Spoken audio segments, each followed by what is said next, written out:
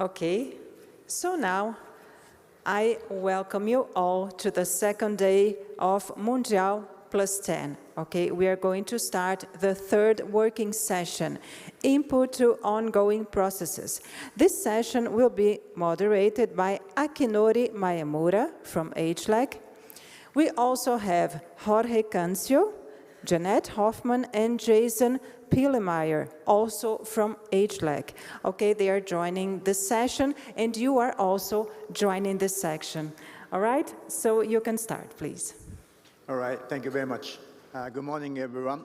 My name is Akinori Mayamura, as introduced, HLEC member, and then the moderator of this session.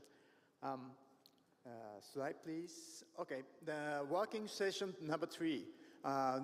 Working session number 1 and number 2 are already done yesterday, and the HLEC is already under the finalization of the outcome document, but still we need to do the working session 3, which is for input to the ongoing processes.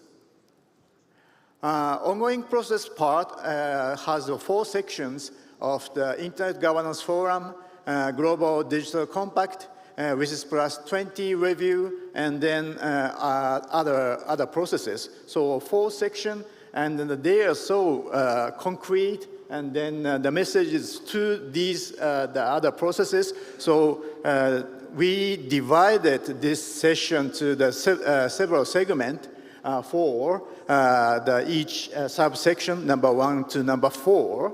So please have this in mind. And if you had your input offering to these sections, then please wait for the respective part of the subsection of this session. So then for the general and overarching comments, and WISIS plus 20 review and other processes are the first 2 subsections, which will be moderated by me. And after that, it's followed by the IGF subsection, which is moderated by the Janet, and then the GDC subsection to be moderated by Jorge, and other potential messages, which is not really for the particular subsection, which is which is to be done in other potential messages to be moderated by Jason, and then final remarks should be presented by Jason as a rapporteur. I think it is clear enough for you, and then let's move on to the substance. Then input to the ongoing processes. So NETmundial outcome document is based on the input from the consultation process. It is integrated by the HLEC, and then as you've seen, we have the draft outcome document, which was shared with you in advance. Now, this NETmundial+10 conference is for you to make the final input to influence the final outcome document. And then this input to the ongoing processes is, as I said, that section 1, 2, 3 are we had the discussion for the internet governance processes, and then section 4 is for us to message the subsequent processes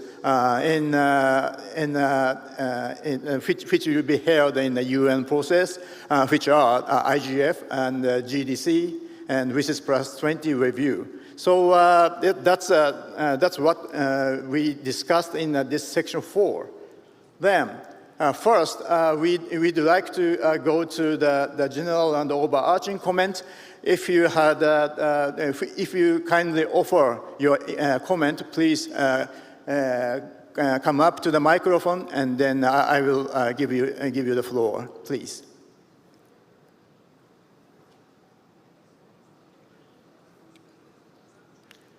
Starting with the general and overarching comments.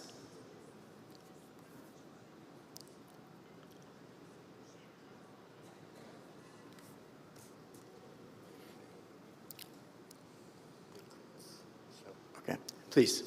Hold on, please. Please show the PDF document for the reference for the audiences. Please go ahead, Bertrand. Yes, good morning, everybody. My name is Bertrand Lachapelle. I'm the Executive Director of the Internet and Jurisdiction Policy Network and the Chief Vision Officer of the DataSphere Initiative. General remark, the NETmundial+10 event is a self-standing event. It is not just a consultation for external processes. We have our own messages. This community has strong messages to share. It is not just a part of the general process.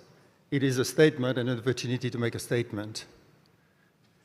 The second thing is, I was discussing with a few people in the last evening, and I realized that for the people who participated in NETmundial, the first one in 2014, but also, more importantly, the people who were in the WSIS 20 years ago almost, the reference to governance of digital issues was the default multi-stakeholder.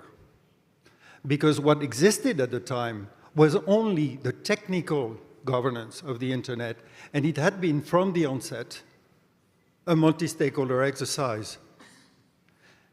For the people who are coming today, this year and next year, the default is not the multi-stakeholder approach, because for most people who have discovered those issues in the last 10 years, what has happened was governmental regulation, because there were a few problems that had to be addressed.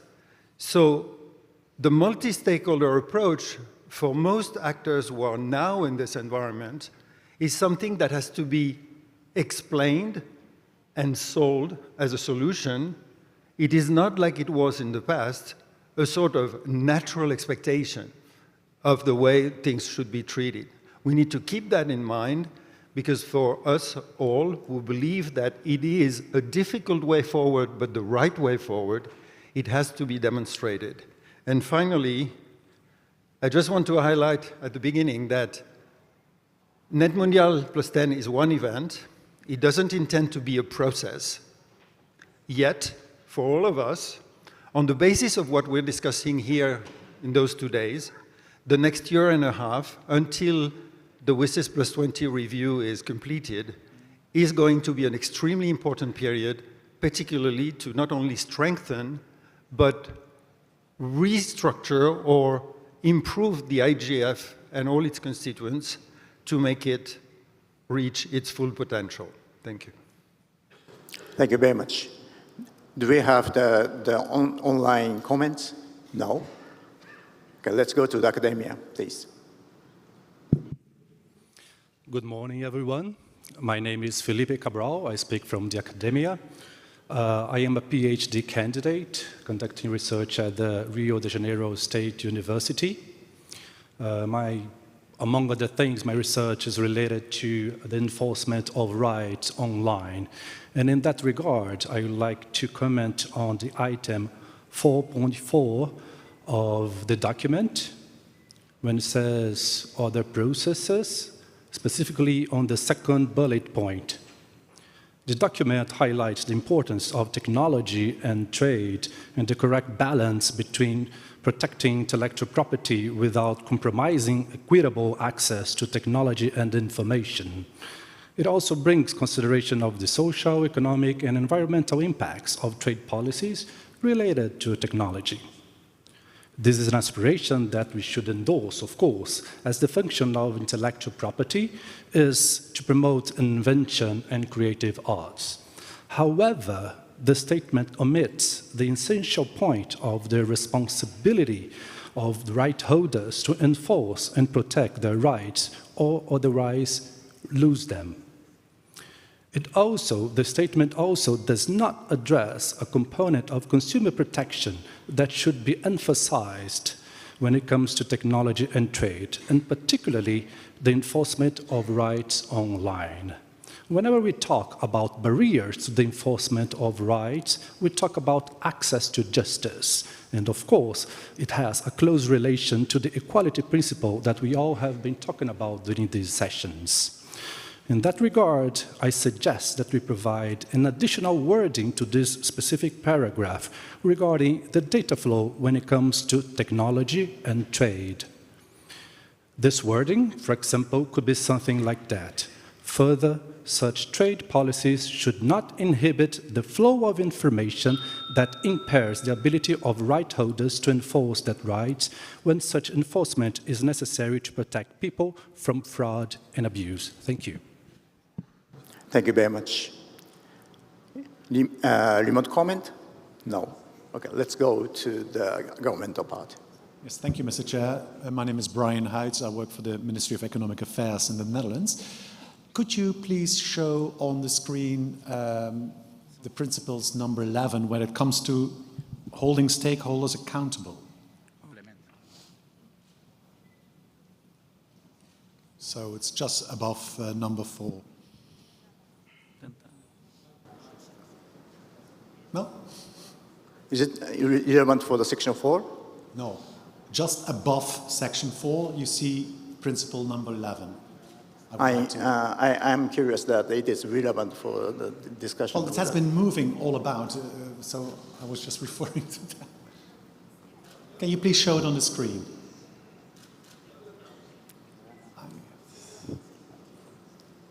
It's going to be a long time. Okay, this seems not to be working. I will be back later. Okay. Thank you very much for that. Okay, going to the technical community, please. Okay, Nicolas Fiumarelli from the Internet Society Uruguay chapter and the Internet Standard Security and Safety Dynamic Coalition. I have 1 minute or 2 minutes because it says 1 minute there. I have a lot to say. On the ongoing processes in the section that we should articulate more clearly, like how the IGF, with the dynamic coalitions, best practice forums, and policy networks, act as a crucial feeder to the broader digital governance frameworks. This involves not just the participation, but the active contribution to shaping these global digital policies, to the comprehensive session transcripts and outcomes.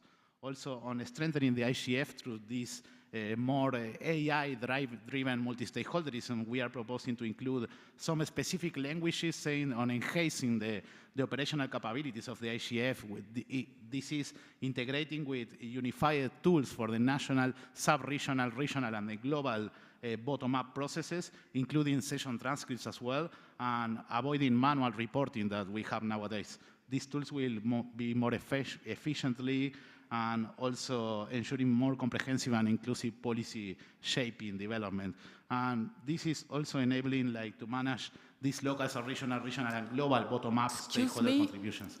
We discussed the IGF in particular at a later point. At the moment, it's overarching points. Overarching points. Can you bring this up again when we discuss the IGF? I will return. Thank you. Okay, thank you very much. Remote? No. Okay. I'd like to close the queue for the subsection, please. Then, go ahead to the academia, please. Bom dia, meu nome é Alexandre Arnos Gonzalez, eu vou falar em português. Eu sou pesquisador colaborador voluntário de Ciência Política na Universidade de Brasília. E meu comentário vai no sentido, eu estava pensando em fazer uma proposição do que a declaração da NETmundial poderia trazer de ênfase e necessidade para pensar o fortalecimento do processo multissetorial de tomada de decisão e que essa declaração poderia ser dentro desse escopo direcionado a um fortalecimento do IGF, do Fórum de Governança da Internet. Em que sentido? Que o fortalecimento do IGF possa passar pela discussão justamente de enfrentamento e debate das tendências de concentração de poder econômico e político que de determinados atores do setor privado, que são as empresas de grandes plataformas digitais, têm progressivamente, nesses últimos 10 anos, acumulado pelo fato do seu serviço, seu modelo de negócios, acabar arrastando para dentro da sua institucionalidade privada um poder de decidir sobre as condições em que outras empresas podem desenvolver seus negócios e inovar, sobre as condições em que as pessoas, milhões de pessoas, podem desenvolver seu trabalho e meios de ter renda, sobretudo também decisões e poder sobre as condições em que as pessoas podem se manifestar e moderar o debate público, e, por fim, com relação à questão das universidades, elas acabam incidindo sobre as condições em que as universidades podem desenvolver pesquisa e produzir conhecimento. Então, é isso. Obrigado.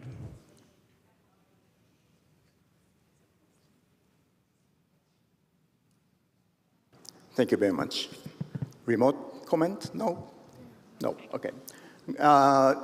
The queue is closed for the general overarching comments. Is that okay? You are now on the queue for the next section? No, I was... No. All right, then I may squeeze it in, but maybe go ahead to the technical committee, please. Hello, my name is Alexandre Boava. I'm from Brazil. I'm tech work of data and part of the homeless worker movement, working in your technology sector. Let me switch to Portuguese, after all, you're in Brazil. Esse momento está sendo produzido uma discussão muito boa, com ideias interessantes, mas precisamos olhar para o mundo como ele é. Como diz Milton Santos, aqui estamos vendo o mundo como ele é contado, mas como que ele é de fato?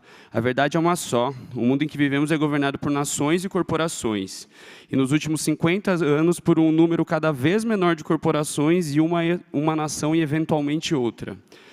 Um ponto que eu queria destacar aqui é uma situação em que eu passei nesse evento, que pode contribuir para a melhoria e aprimoramento do multissetorialismo, e se de fato o multissetorialismo é uma resposta para a gente pensar em uma internet com políticas mais inclusivas.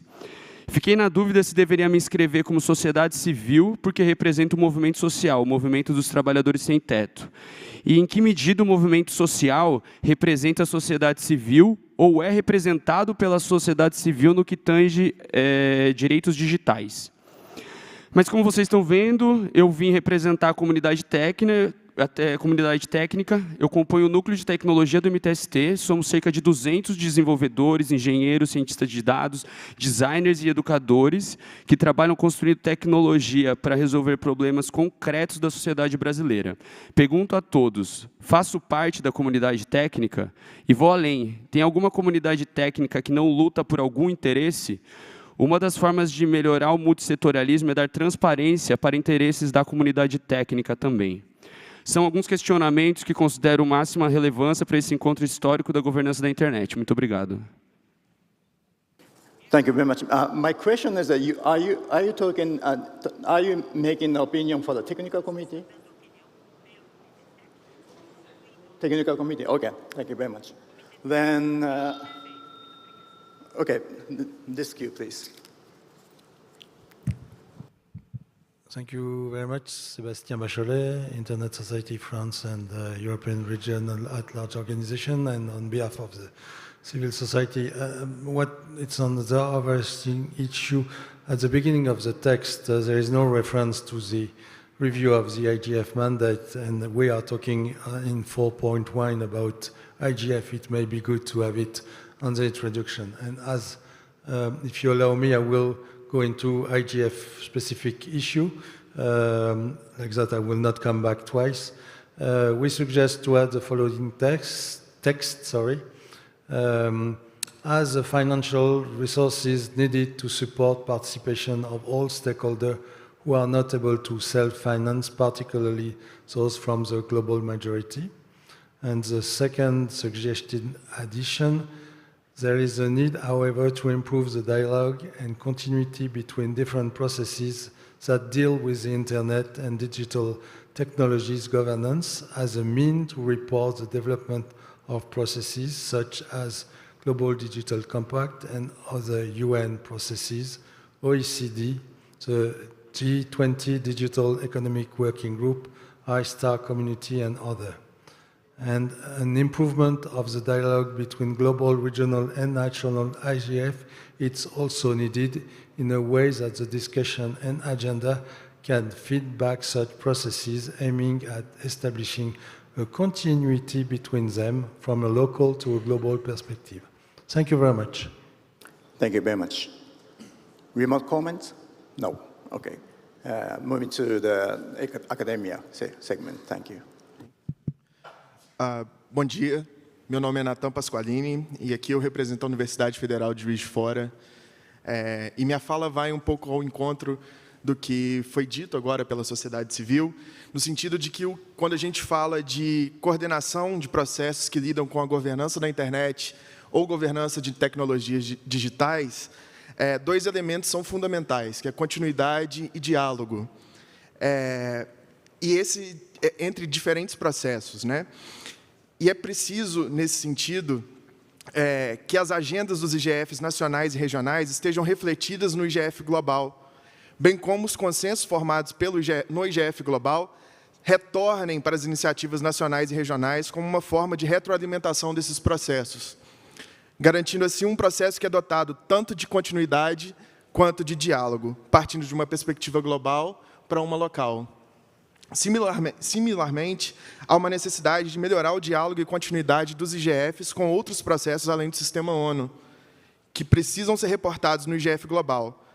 E aí são exemplos desses processos o Grupo de Economia Digital da OCDE, o Grupo de Economia Digital do G20, de acordo com a respectiva presidência e as prioridades de cada presidência, além do que é debatido e discutido em corpos técnicos, como o IETF, ICANN, etc. Havendo continuidade e complementaridade dos processos, o IGF pode ser fortalecido como esse hub, facilitador de coordenação entre processos que lidam com a governança da internet e de novas tecnologias. Obrigado. Thank you very much. Remote comment? No. Okay. It's the time is now entering into the next section of the WISIS plus 20. So the comments it's better to be for the WISIS plus 20, but I will be flexible to making a queue if you really want to make a comment for this. Are you okay with that? Then, okay, go ahead with the private sector section. Thank you.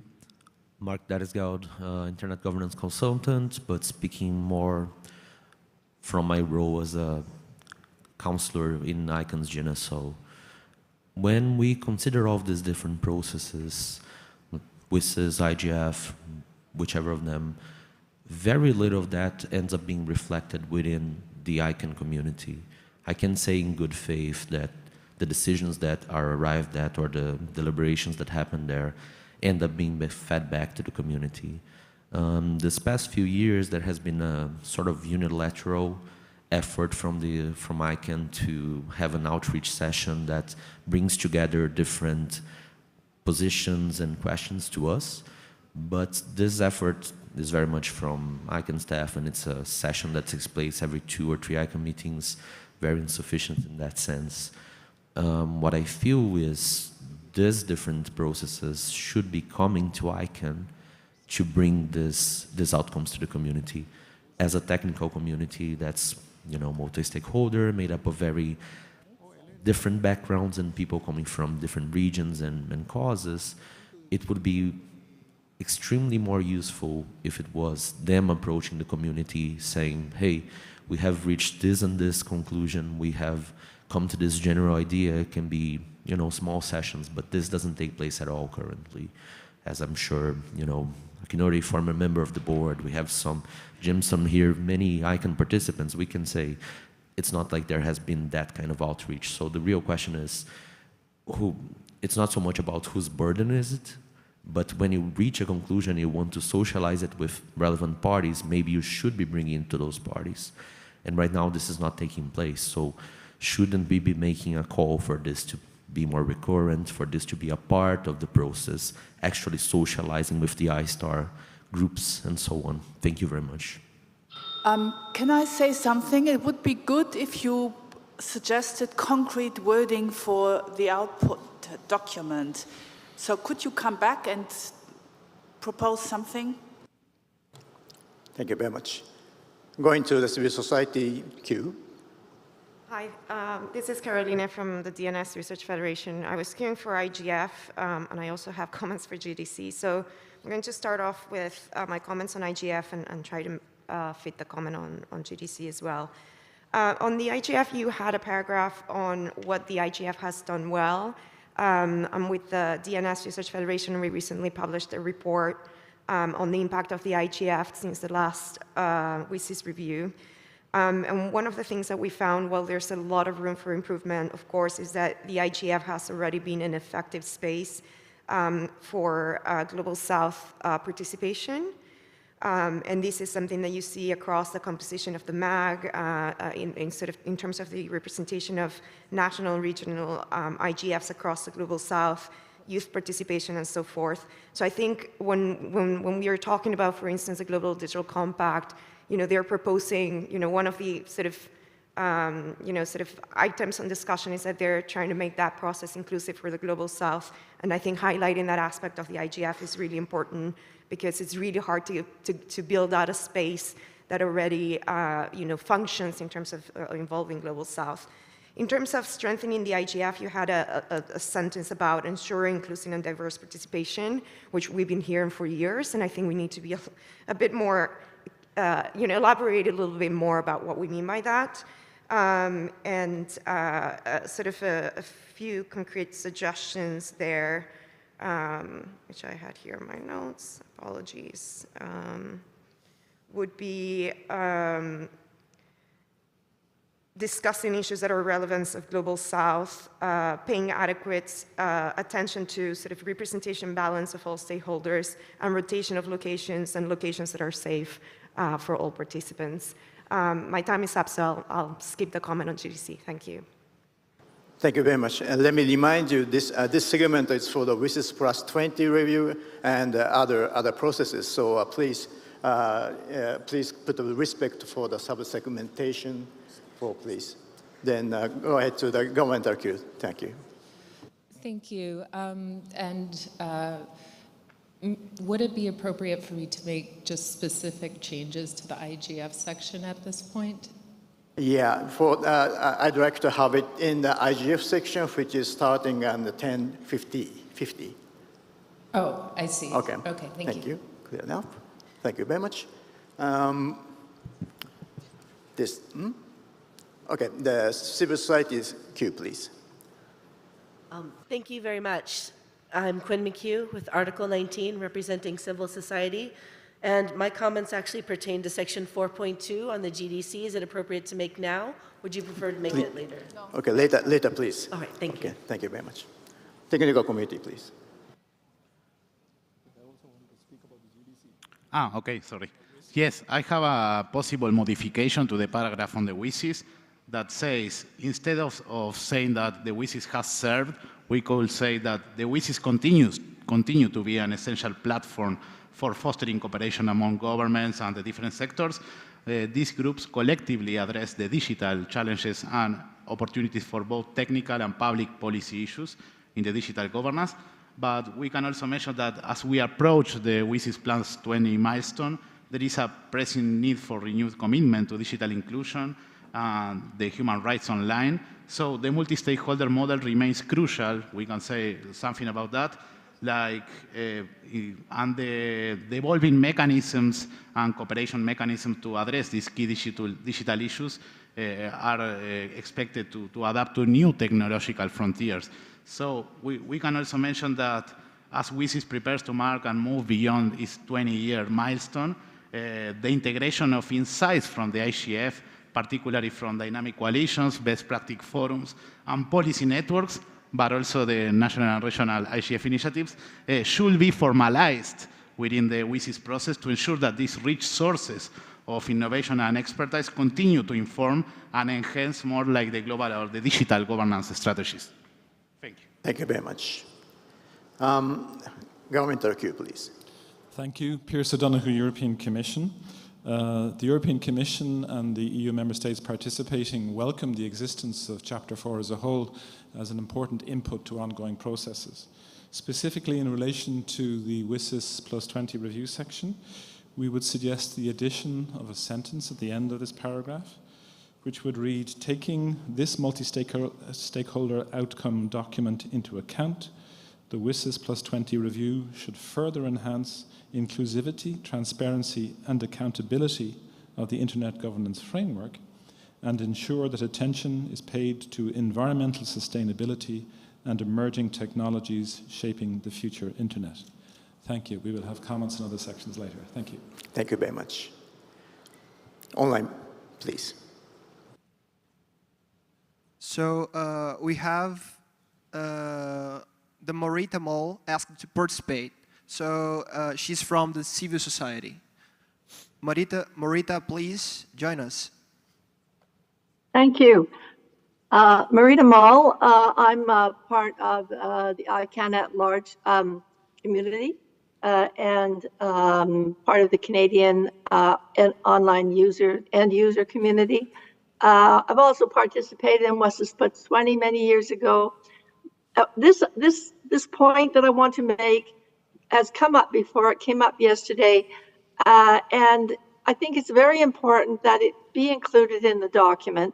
That with respect to WSIS +20, because this is a process that's moving on us very quickly, to ask the governments to take an initiative with respect to helping the civil society groups in their countries to put together comments that can be taken forward to WSIS +20. I have spoken or put together several sessions at ICANN where we spoke about the need for groups to work together in order to have any impact at all on multilateral processes. And with respect to civil society groups within countries often small, unresourced, that is absolutely necessary that government enable or do something to enable that to happen so that those processes can reflect the ideas of the end users, civil society groups in their countries. Thank you. Thank you very much. Then, okay, private sector, please. Thank you, Mark Daresgaard, bringing textual suggestion for the draft. So this would be starting now. Given the multiplication of processes in different internet-related spaces, it becomes necessary for outcomes and decisions to be communicated directly to policymaking communities, such as ICANN and the IETF, preferably in open and well-advertised sessions. These outreach efforts should be considered part of the successful wrapping up of the efforts from processes such as WSIS +20. Thank you. Thank you very much. Technical committee queue, are you on the queue? No? Okay. Go ahead. Okay, this section is now, the queue is now closing for this section. Thank you for the understanding. Hello everyone, my name is Dina, I'm from Internet Society Accessibility Standing Group. And just a commentary, to improve these challenges regarding to the WSIS +20, I believe that it's important to invest in digital education, infrastructure, and inclusive policies for global partnerships. So I believe that the WIT will offer a valuable opportunity to assess progress and set goals for the future of the information society. Thank you. Thank you very much. Okay, civil society, please. Yes, so this is Carolina. So we are on 4.3, which is +20 yes. review. So just a suggestion to add a line to explicitly support the mandate renewal of the IGF and the role of a strengthened IGF to deliver the WSIS and GDC principles. Okay, thank you very much. Academia queue, please.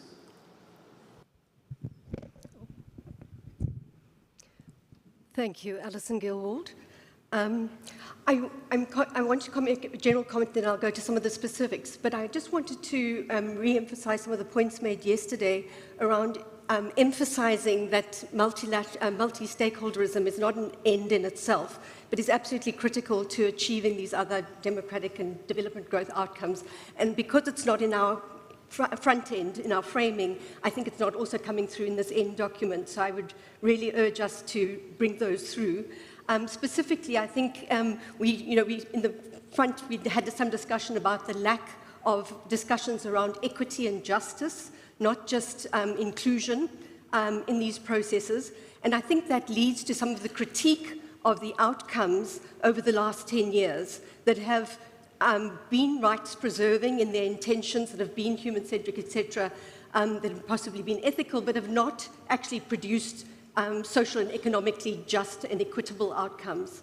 And so I think this is really why in each of these sections we want to acknowledge the progress and failures that have been achieved in the IGF, in the WSIS processes, etc., so that we can be more strong in our proposing multilateralism as an essential solution to getting this to work.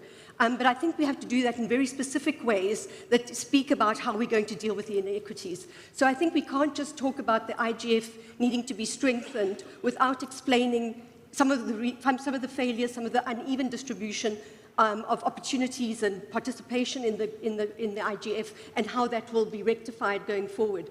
Where we use language like we may need to review, we may, and IGF may need to, I think we need much stronger language. And throughout the WSIS process, which I think is a little more nuanced and deals with these broader global issues, I think it does take us back to the issue of whether we're talking about internet governance or digital governance.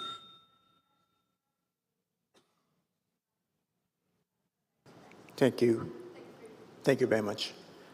I'm now remote comments, please. So we have a comment from Gianna Montenegro. The Global South needs its own regional forum to discuss novel digital organization issues. Important issues such: 1. Inequality, 2. Lack of fair share in digital technologies, and 3. Lack of protection of human workers of the Global South in digital sphere.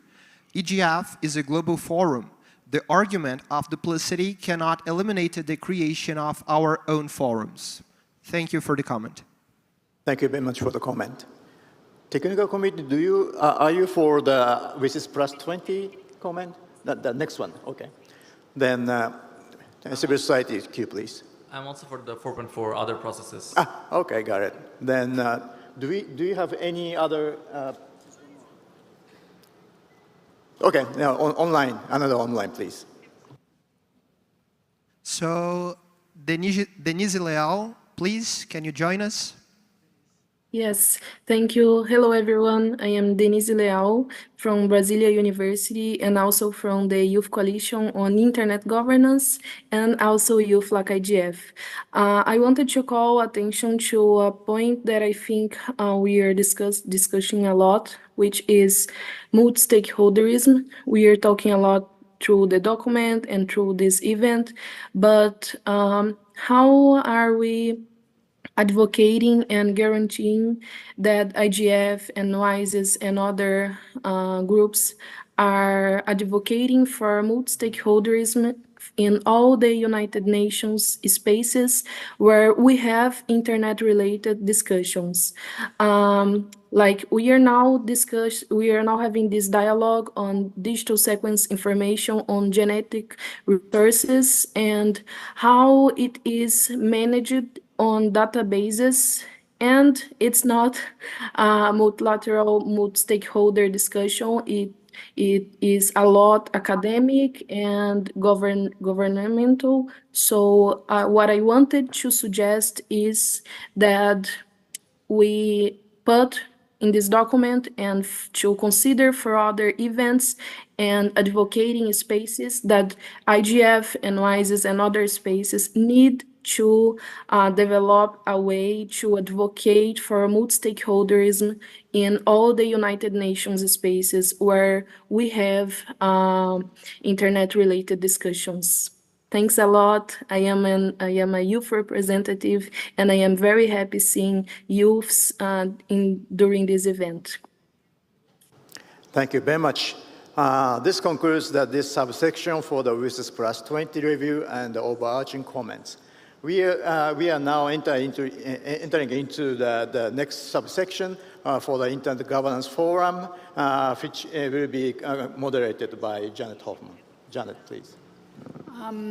Yes, now it's finally about the IGF. We realize that the various processes are a bit like communicating vessels. They are related to each other. But we thought that if we sub-segment the debate, we also create an opportunity for the people online and in the room to talk to each other about specific subsections of the text. And another remark I would like to make is that the more concrete your contribution, the more specifically it relates to parts of the draft outcome document, the higher the chance that your comment, your contribution will actually be reflected in the new version of the outcome document. And now we start here from our perspective to the left with the technical community. Please introduce yourself. Yes, okay. Nicolas Fiomarelli from the Internet Society Uruguay chapter and Dynamic Coalition on Internet Standard Security and Safety. I don't have like specific modifications, but there are some words that are in the current document, so you can see where the modifications could be.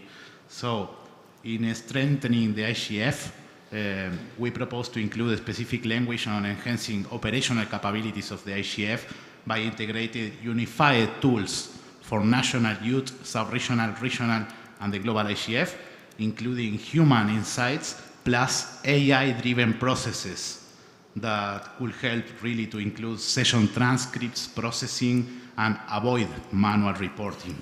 These tools will analyze inputs more efficiently, providing transparency, categorization per stakeholder, different demographics, with an accountable and transparent way of showing those. So this will ensure comprehensive and inclusive policy shaping development. The integration also will enable the IGF to manage these analyzed stakeholder contributions effectively, adapting to the evolving digital landscape. And on the part, the document doesn't mention nothing about the crucial work of the IGF dynamic coalitions, policy networks, and best practice forums. So by detailing their role in providing this specialized knowledge and innovative solutions will be good. So we suggest to add maybe a subsection or something that outlines the need for these coalitions to have a direct impact on global policy discussions, particularly on cybersecurity and digital inclusion. Thank you. Thank you. Now, government, please. Thank you, Jeanette. Pierce O'Donoghue, European Commission. A quick comment to a suggestion from an online participant of civil society to the WSIS. We yesterday in the principles and guidance section suggested text with regard to the responsibility of government to facilitate autonomous and independent input of multi-stakeholders to the multilateral process. We think that those two ideas would tie in very nicely. On this section on the IGF, following the fifth paragraph on the evolution of the IGF, we feel that that needs to be strengthened and extended. So we would suggest a new text which reads, the IGF should also proactively address the challenges and opportunities presented by emerging technologies that shape the future of the internet and the digital ecosystem. This includes engaging not only experts with specific technological expertise, but also ensuring broad community participation to anticipate and prepare for future developments. Such anticipatory consideration will enable the IGF to remain at the forefront of guiding global internet governance in a dynamic technological landscape. And just very briefly, finally, we would like to add some language at the end of this section with regard to the importance of the multi-stakeholder process. Thank you. Thank you very much. Now, civil society, please. Thank you. Paloma Lara Castro, representing Derechos Digitales. We have some comments and suggestions regarding IGF, specifically to strengthen the human rights-based approach and ensuring accessibility. So under section 4.1 on IGF, we recommend adding a reference to human rights in the framing paragraph. So the text would read, the Internet Governance Forum consists in its annual event, intersessional work in the form of dynamic coalitions, best practice fora and policy networks, parliamentary and judicial tracks, and national, regional, and youth initiatives. It strives to bring together all stakeholder groups from different parts of the world based on upholding human rights principles in internet governance. And then we also suggest an adding paragraph to that says, have a host country selection process that prioritizes inclusivity, accessibility, human rights, and equitable conditions for attendance and free and open participation by all participants, enabling the participation of historically excluded groups. This is an especially important point for us, considering the concerns that has been raised here and in other spaces regarding the limitations of participations in these spaces, specifically regarding countries that don't uphold human rights principles, which has resulted in the exclusion of groups such as women and LGBTQI communities. Thank you. Do I get this right? You want the host country to start a selection process? Yes, we want a selection process that contributes to selection processes of the countries that's going to host the IGF that upholds human rights principles within the country to ensure accessibility for people that usually cannot attend because of human rights constraints, specifically regarding, for example, LGBTQI communities. Thank you very much. Now, there's nobody from academia who wants to contribute. Then we go back to the technical sector. Online, sorry. Yeah. So we have a comment from Fahin Somro from Civil Society.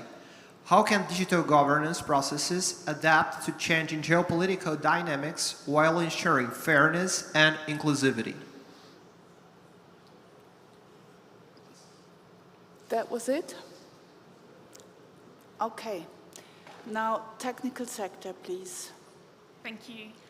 My name's Annalise Williams. I'm from the .au domain administration. My comments relate largely to the IGF, but I will also make a suggestion for an addition as well.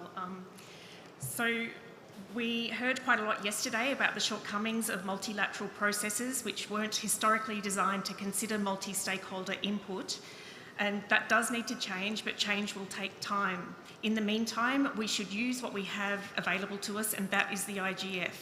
The NETmundial outcomes document mentions the IGF around 20 times. It foreshadows the IGF as the place to continue discussion about NETmundial principles and guidelines and process steps. It says the IGF should be renewed and strengthened. And in our message to the GDC, which I support, it says the IGF is the appropriate venue to follow up on implementation of the GDC. But at the same time, the document also says that the IGF lacks the required financial resources to meet its mandate optimally. So I'd like to suggest that the outcomes document includes a call to action, and that call to action should be to all supporters of the multi-stakeholder approach to lean into the IGF. We can't say we support the multi-stakeholder model as long as somebody else does the work or somebody else pays for it. We are all responsible. We all need to participate and ensure that the discussions of the IGF have the necessary balance of stakeholders and perspectives. And when we, finally, when we're talking about messages to other processes, there would be no greater message to send to the WSIS review in 2025 than a multi-stakeholder plan for sustaining the IGF into the future. Thank you. Thank you very much. Nobody from the private sector? Okay, then please, government. Thank you. Susan Chalmers, United States. The IGF plays a critically important role as a multi-stakeholder platform within the UN system, and the United States supports the spirit of the outcome text regarding the IGF. We would like to suggest slight amendments to streamline the text in light of the ongoing negotiations going on regarding the GDC. In the last paragraph presently on the screen, second sentence, we suggest beginning the sentence with collaboration in lieu of mechanisms for, but simply collaboration and information exchange with other international bodies and fora we're unsure what governance for refers to precisely, should be enhanced. So again, striking the word for governance and the word mechanisms for. Please scroll down to the paragraph that begins with the IGF with its structures and mechanisms. Could that be scrolled down on the screen, please? No? Okay. In that case, the IGF with its structures and mechanisms should be used as a space to facilitate implementation and monitoring of the GDC. We simply suggest the IGF should be used as a space to monitor the Global Digital Compact. Thank you. Thank you very much. Anybody else wants to comment on the IGF? Online, please. We have a comment from Iria Puyosa. NETmundial may present concrete proposals for strengthening the IGF, such as increasing resources directed towards it, envisioning mechanisms for follow-up on IGF outputs, and promoting mechanisms that ensure all voices are heard at the table, particularly those from civil society in the Global South. NETmundial should strongly warn against the potential risks and unintended coordination problems that could emerge from the creation of numerous new agencies, spaces, mechanisms as proposed in the GDC Zero draft. Creating all these agencies and mechanisms raises issues of funding, coordination, duplication, and conflict of competence. Moreover, it may create barriers to the ability to participate and follow the processes, particularly for civil society and the technical community. Furthermore, some of these spaces would be exclusive to states. Even worse, small and even middle-income countries would not have the resources to be meaningfully engaged in all of these spaces. NETmundial should also warn about any subtle way the GDC may undermine human rights online and offline. Thank you for the comment. Thank you very much. Is there anybody from the technical community? Private sector? Then it's government, please. Thank you, Paul Blaker for the UK government.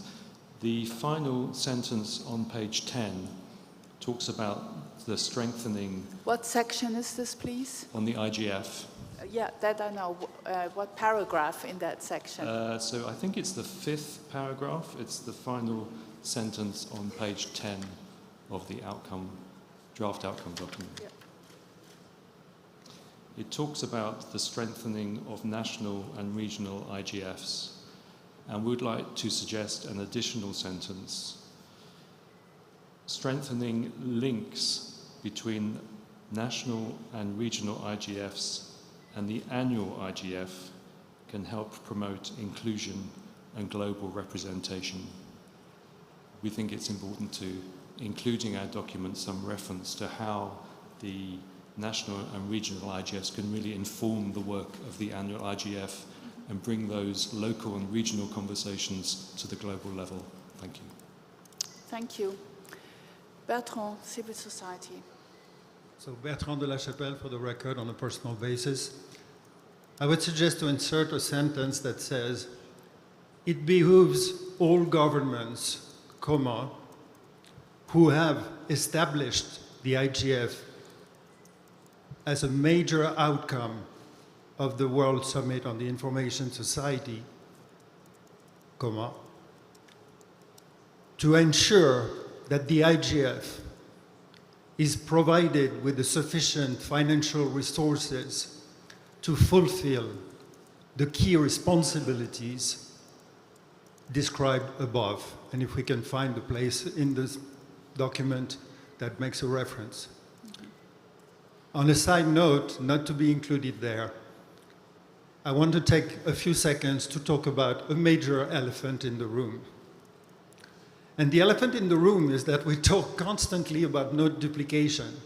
And for 20 years, we have every year 2 meetings, the IGF and the WSIS Forum, and we all know in this room why the WSIS Forum was established in the first place, because it was a power struggle between the different organizations, and at the time, the ITU was not happy with the creation of the IGF.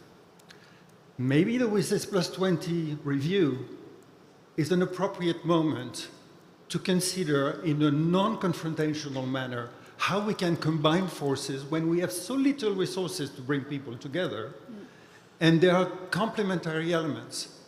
The WSIS Forum is a very good system for reviewing how the action lines are going. I'm sorry to be technical, but meanwhile, the IGF is more about what can we do better? What are the policy issues that we want to address? I would love to see that being discussed in the next year. Thank you. Thank you. Is there anyone online? So we have a comment from Amrita Shodhuri from the civil society. Comment on other processes. There is no mention of the summit of the future, which will lead to the pact of the future. In fact, chapter 3 of the scope of SOF talks about science, technology and innovation and digital cooperation. The summit of the future should be mentioned somewhere in the draft, considering the GDC will be an annex to it. Thank you.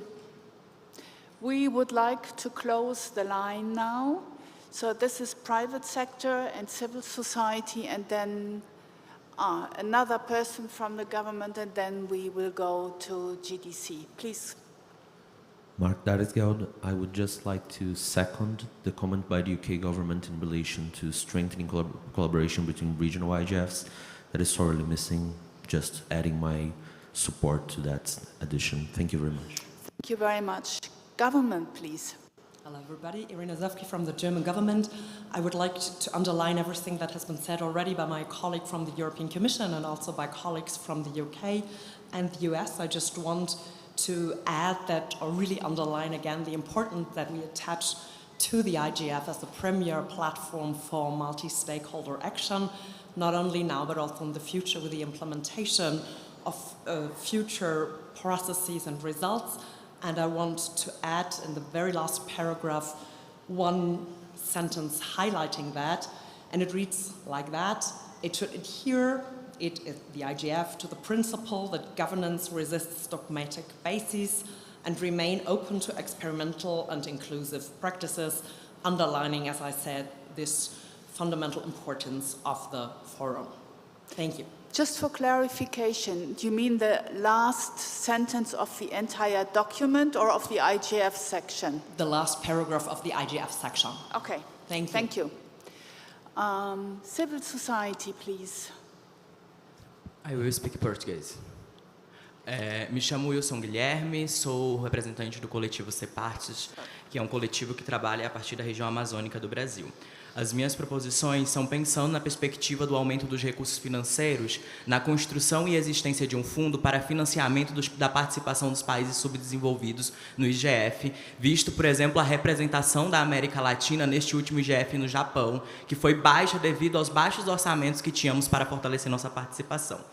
Para além disso, no último parágrafo, gostaria de incluir sobre o fortalecimento dos IGFs nacionais e regionais com a garantia dos espaços de participação de juventudes, especialmente pensando no contexto da América Latina, que tem sido protagonista na luta pelas juventudes participar dos espaços de governança da internet, e tem sido, inclusive, ela que tem puxado o retorno de muitos espaços de debate sobre governança, mas quando os financiamentos vêm, perpassam especificamente para espaços maiores e as juventudes seguem setorizadas.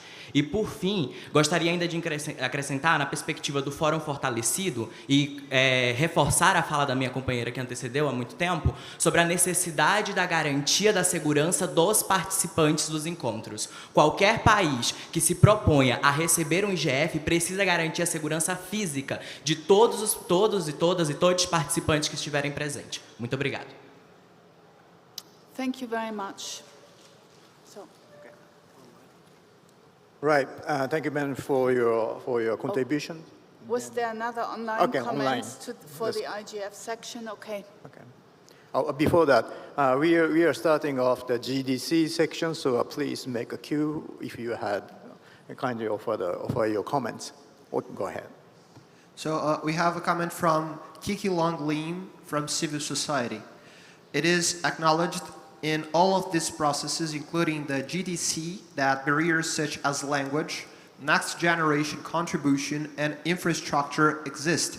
While not perfect, the EGF is an existing language structure and has significant resources to draw on in different languages. Changing this would add more barriers, not remove them. Stakeholder redistribution of resources from government and private sector to civil society and academia, project limited competitive grants is a known mechanism to destabilize community-led collaboration. It also reinforces power imbalances. Thank you for the comment. Thank you very much.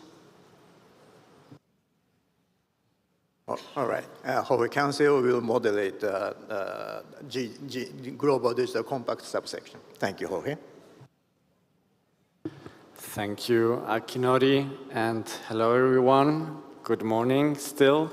So now we are going to devote around 30 minutes to the Global Digital Compact. So if I do my math right, that could be around 14 interventions of 2 minutes, and the small talking I'm doing right now. So if you want to talk about the GDC, come up to the queues and be prepared, because we only have that limited time. So I will start with academia over there.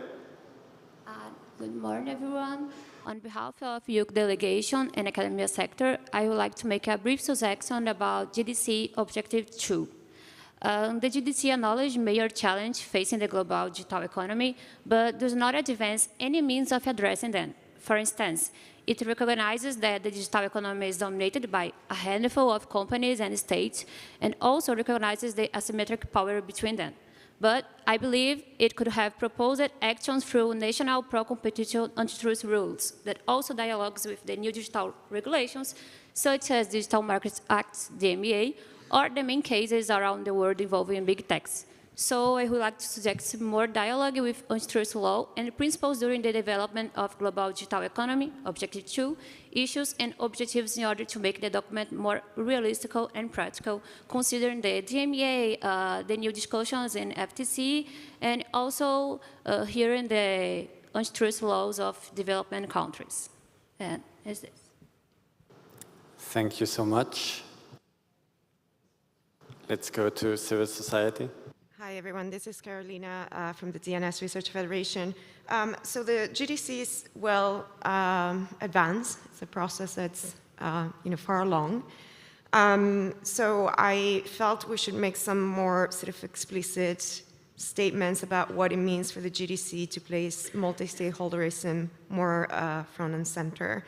A few things we could consider are opportunities, concrete opportunities to participate in the reminder of the process.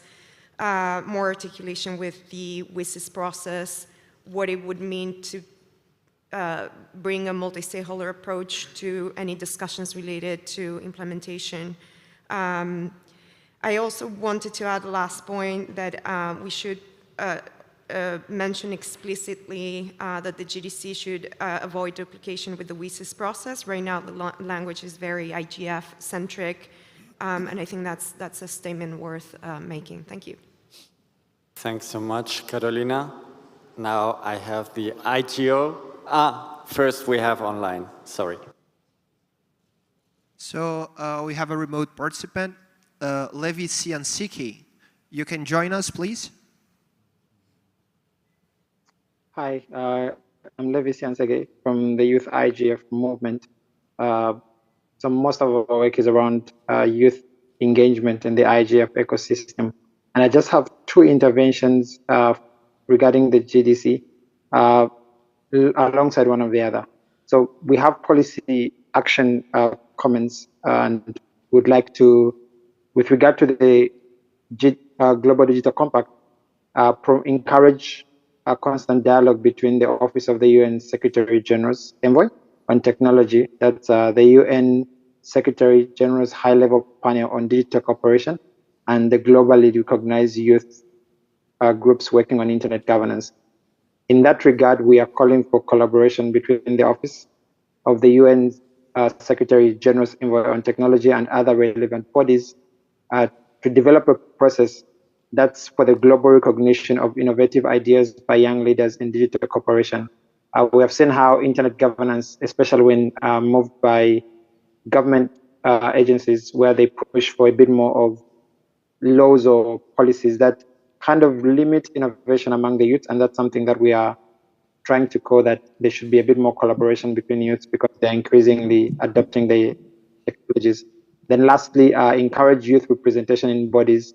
And for this one, I would like also to urge the NETmundial team to also consider engaging more youths for proactive engagement and interaction so that we're not leaving the youths behind as we are pushing for policies around how the internet should be governed, but have youths' voices heard and also engage them for proper enactment of some of the things from the youth perspective, considering they are the majority of the internet users. Thank you.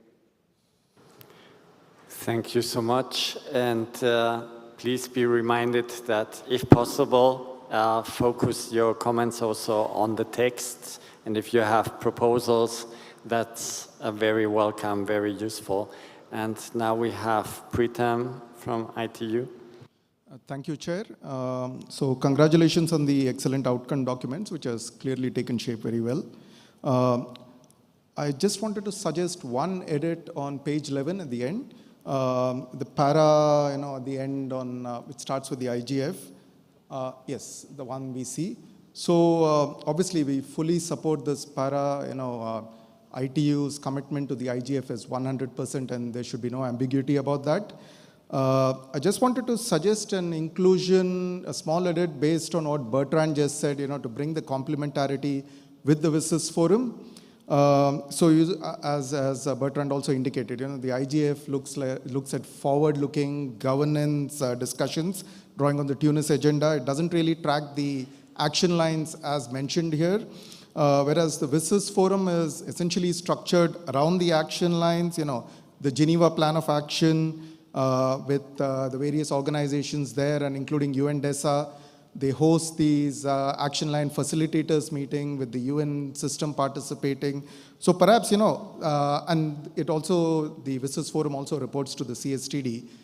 So perhaps, a suggestion would be on the third line, maybe, we can say after UNESCO and through the WSIS action lines, which includes to the annual WSIS forum, and then continue the sentence. I know that many of you here will be at the WSIS forum in a month's time, so looking forward to seeing you all there. I can also submit my comments over Zoom if it's easier, so that you have it in text. Thank you. Thank you so much. I'm looking whether, is there anyone from online? Not for the time being. Thanks very much. Then we would go further to Jimson, private sector. Thank you very much. Good morning, everybody. I'm Jimson Olufuye from Africa ICT Alliance, representing the private sector ICT stakeholders in more than 40 countries in Africa. Well, my suggestion for edit is on the paragraph 3. And that is the IGF with its structures and mechanisms should be used as a space to facilitate. Instead of implementation, I'm suggesting exhaustive dialogues and monitoring of global digital compact, working in collaboration with other UN agencies such as ITU, UNDP, UNTAC, UNESCO through the WSIS action line, and with the UN CSTD 2.0, providing a platform for intergovernmental and multi-stakeholder engagement in the monitoring process and for the recommendation of consensus proposals to ECOSOC and the General Assembly. I'm saying this because since 2011, I've had very close interaction with CSTD, especially through its working groups on IGF improvement and enhanced cooperation. And I've seen the multi-stakeholder mechanism work very well in that space. And GDC can take this as a way to improve the CSTD indeed, to bring in more stakeholders. Thank you very much. Thank you so much, Jimson, for those concrete proposals. And we would go to the technical community. Is it Pierre? Thank you very much, Jorge. We would suggest, first of all, AFNIC, a multi-stakeholder organization in France that is in charge of .fr. We would suggest maybe to avoid strong positions on the GDC in the outcome of NETmundial. Because in our view, NETmundial brings clarity on multi-stakeholder governance in a neutral and consensus-based way. As Bertrand said, NETmundial is not an organization, it's more the state-of-the-art of internet governance, how it works, what is it for, what is at stake. In that regard, we would suggest to replace on paragraph 2 the sentence, GDC should avoid creating new structures or processes when existing one could be strengthened, with GDC should take into account the current existing fora on internet governance and digital issues. GDC may be a initiative that we would not talk about in 10 years, and this outcome document has to be long-lasting. And to close, I would like to remind us that, contrary to what I've heard, the WSIS process decided to have an internet governance forum, making a clear distinction between internet and information society. It was written in the Tunis agenda that the internet has evolved into a global facility available to the public, and its governance should constitute a core issue of the information society agenda, which means that even 20 years ago, people made a difference between the digital and internet. Thank you. Thank you so much, Pierre. Do we have somebody online? No. Nobody on the academia mic. So we would go to civil society, please. Thank you very much. Quinn McHugh, representing Article 19 and civil society. Just very quickly, there's currently language in the GDC that takes a lesser definition of the internet than is put forward in the NETmundial document. So we would suggest including between the first and second paragraphs this language. The principles from the NETmundial+10 recognize the need for the internet to be free, open, interoperable, accessible, global, and secure. This language should be reflected in the language adopted by the GDC to uphold consistency and provide an internet that works for all, with the focus on the most vulnerable and marginalized communities. In the following paragraph, the third paragraph, we have specific wording suggestions to add some terms.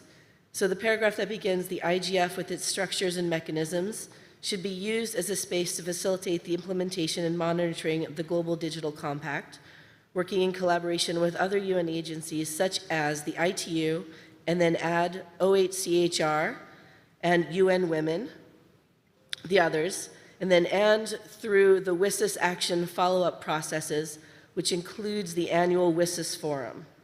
So adding that language and then continuing with the last sentence as written. And then we have one following suggestion as well. Sorry, scrolling down a little bit. In terms of the last paragraph, in the last sentence of the last paragraph, to add this after the words internet governance, to include the words through strengthened collaboration with the OHCHR and the other UN human rights mechanisms. Thank you. Thank you so much for these concrete proposals. And I'm seeing that the lines are still have more than 10 people.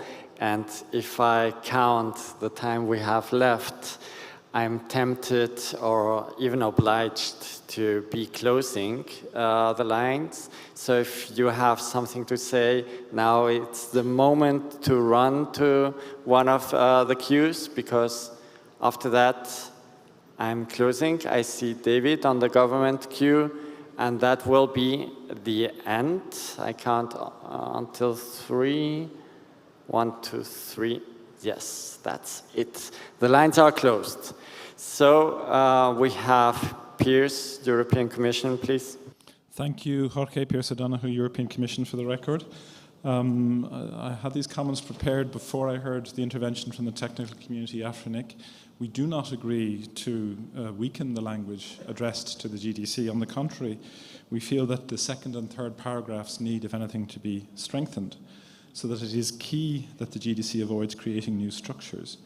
We think in the third paragraph specifically, we should just recall in the first line that the IGF, with its multi-stakeholder structures, that is the value added and the essential element which it brings to this discussion. But however, we shouldn't just talk about monitoring of GDC. We should talk about follow-up of the Global Digital Compact. So it's a space to facilitate implementation and follow-up of the Global Digital Compact.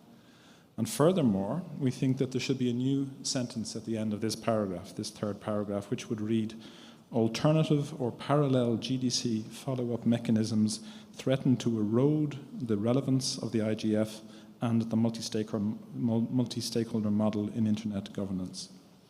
And final comment, just as I heard our ITU colleague refer to it as well, I would suggest that at the end of the following paragraph, through its implementation, that just at the end of that paragraph we refer to building upon the Tunis agenda. Thank you. Thank you so much, Pierce. I don't see anyone from the private sector, and that queue is closed. So I go to the technical community. Thank you, Jorge. Jordan Carter here from the .au domain administration. Just a few comments on this. I think there should be a strong set of references to the GDC.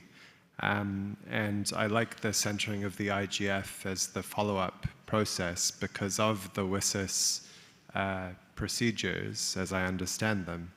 It's the most multi-stakeholder of them. It's the most inclusive of them. So I think that should be kept. A couple of suggestions about the section. I think it would be useful to make sure it has a reference to the Summit of the Future. So just contextualizing that the GDC is part of the Summit of the Future work. Secondly, I think there could be a reference in the second or third paragraph to acknowledge that if we want the IGF to pick up lead on implementation and follow-up for the GDC, it might need to develop new working methods to be able to deliver on that responsibility. So I think that should be called out because it's sort of the bridge between, hey, we need to do a new thing, and hey, we need a new structure. The working method is like the glue in between. So I think that could be usefully done. And I just want to say, for the record, I was intrigued by Bertrand's suggestion about whether one could bring the WSIS Forum and the IGF together, but I don't think we should say anything about that in this document because it's too late. Thanks. Thank you so much, Jordan. And we come back here to civil society. Konstantinos, please introduce yourself. Thank you. Konstantinos Komaitis, Tech and Democracy Initiative at the Atlantic Council. So the GDC should not only avoid creating new duplicative structures, but it should also actively avoid centralizing internet governance functions within the UN system. It is important that the governance of the internet follows the internet's architecture's DNA and to the extent possible remain centralized and fully collaborative. Internet governance is not a monolith and not static. So far, the GDC, with all its new UN-focused mechanisms, seems to treat it as such. Moving discussions and processes deeper into the UN system will put at risk the true participation of a significant number of stakeholders. The GDC should take into consideration the institutional, historical, and normative context of internet governance and the important role institutions and processes have played throughout the past 20 years. To this end, the NETmundial+10 must strongly support use of language that points to the need for an open, global, interoperable, free and secure internet. And I would also like to say that I agree with all the previous comments on the need for the follow-up and implementation of the GDC to happen through the IGF, and I will send the text to you. Thank you. Thank you, Konstantinos. We have civil society, please. Remote civil society. So, Amrita Shodhuri, please join us. Thank you so much. I just wanted to suggest a small text addition in page 11, last para. The first line suggests that the IGF with its structure and mechanisms. In place of that, would suggest, if it is suitable, the IGF with its structures of regional and national IGFs. If something of that kind can be added, it would be good. It shows the depth and reach of the IGF. Thank you. Thank you so much, Amrita. We go to the government. Please introduce yourself. Yeah, okay. Thanks. Tiago Moraes from the Brazilian Data Protection Authority. The comment is also in this third paragraph, so the last one on page 11. I believe that if we're talking about having forums such as the IGF for monitoring, we also should add some lines on the sense of adding indications. So what I am suggesting is a sentence like that. The GDC should also propose the development of indicators so that internet governance forums such as the IGF can exercise its monitoring of the GDC. These indicators could be based upon NETmundial internet governance process principles. Thank you so much. Technical community, is it Jennifer? Please introduce yourself. Thank you. Thank you, Jorge. Jennifer Chung, .Asia organization for the technical community. We support the additions made by Jordan Carter of .au. And also I want to harken back to the submissions earlier by UK and others who supported making the national, regional, sub-regional, and youth initiatives very prominent in this text.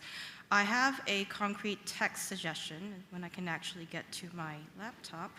And this is actually echoing what Amrita Chowdhury suggested online as well. So in the paragraph that starts the IGF with its structures and mechanisms, I would suggest that we actually use the same language we used earlier on in the document that says the IGF with its intersessional work and the national, regional, sub-regional, and youth initiatives.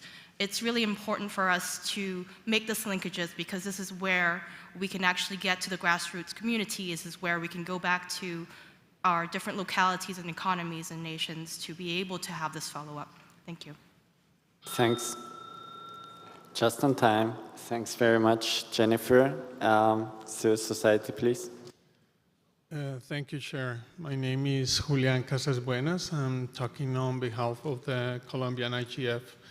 So the Global Digital Compact should build on what has built around Internet Governance Forum at the global, regional, and national levels, and from its spaces and other initiatives that have discussed the future of the Internet, such as this space of NETmundial. The concept of multi-stakeholder collaboration helps to democratize knowledge about Internet governance with the possibility that everyone can collaborate, know, and actively participate in the decisions that are made in the Internet environment, allowing citizens' participation in matters of interest that need to be better disseminated to society. So when mentioning in the second paragraph, for many reasons, the IGF is the appropriate venue to follow up and monitor implementation of the GDC's commitments, we would like to propose to include the IGF and its national and regional initiatives is the appropriate venue to follow up and monitor the implementation of the GDC's commitments.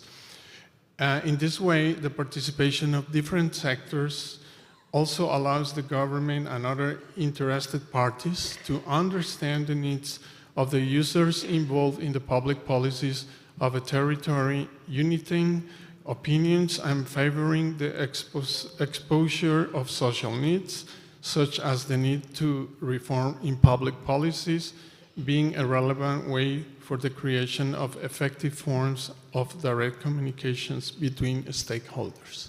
Thank you. Thank you so much, Julian. We have a remote participant, please. And I understand that this is the second but last of the remote participants. We are not taking more, just 2 more. Okay. Thank you.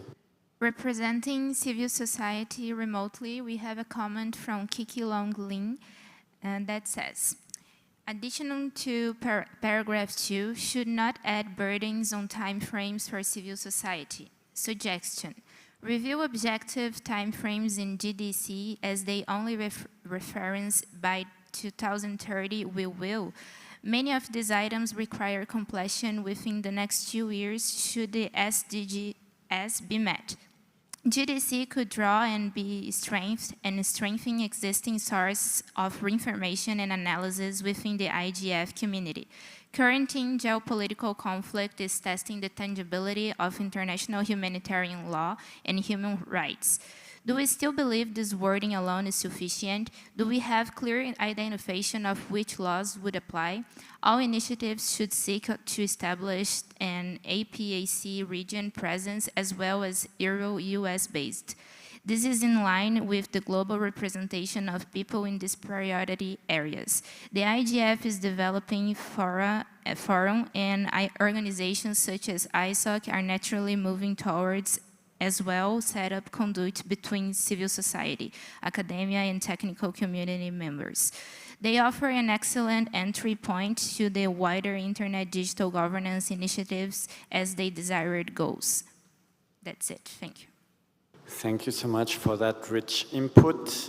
We go over to government. Luciano, please introduce yourself. Thank you, Jorge. Luciano Maza, Brazilian Minister of Foreign Affairs. Paragraph 2, concretely, second line, when it says GDC should avoid creating new structures or processes, my suggestion would be should avoid duplicating structures or processes. Because I think there's discussion here that we shouldn't necessarily get involved, where we're talking about strengthening the most stakeholder processes, with a view, in my perception, in Brazil's perception, to strengthen governance of the digital world. New institutions may be required, we don't know. The outcome of GDC can, in our view, should point to novel elements in the governance space. They are not necessarily duplicating what we have. Not everything that's under consideration will follow naturally within the scope of the WISs and the implementation dimensions that we already have. So I think would be cautious to have a nuanced writing in this. And again, the same paragraph, when the fourth line, when it says, for many reasons, the IGF is the appropriate venue to follow up. Again, my suggestion would be to use indefinite article and not a definite article, to say is an appropriate venue to follow up. Because again, I think a lot of very positive views on the IGF, and I think that's, we are all on the same page on this, but we shouldn't make a confusion about what the IGF is and what the IGF should be. And I think in this case, we have a long way to go before the IGF could be the only and single venue to follow up and monitor implementation and of the GDC commitments. So that's my 2 points. Thank you. Thank you so much, Luciano. And I think we close the technical community line with Nicolas. Thank you so much. Nicolas from Internet Standard Security and Safety Dynamic Coalition.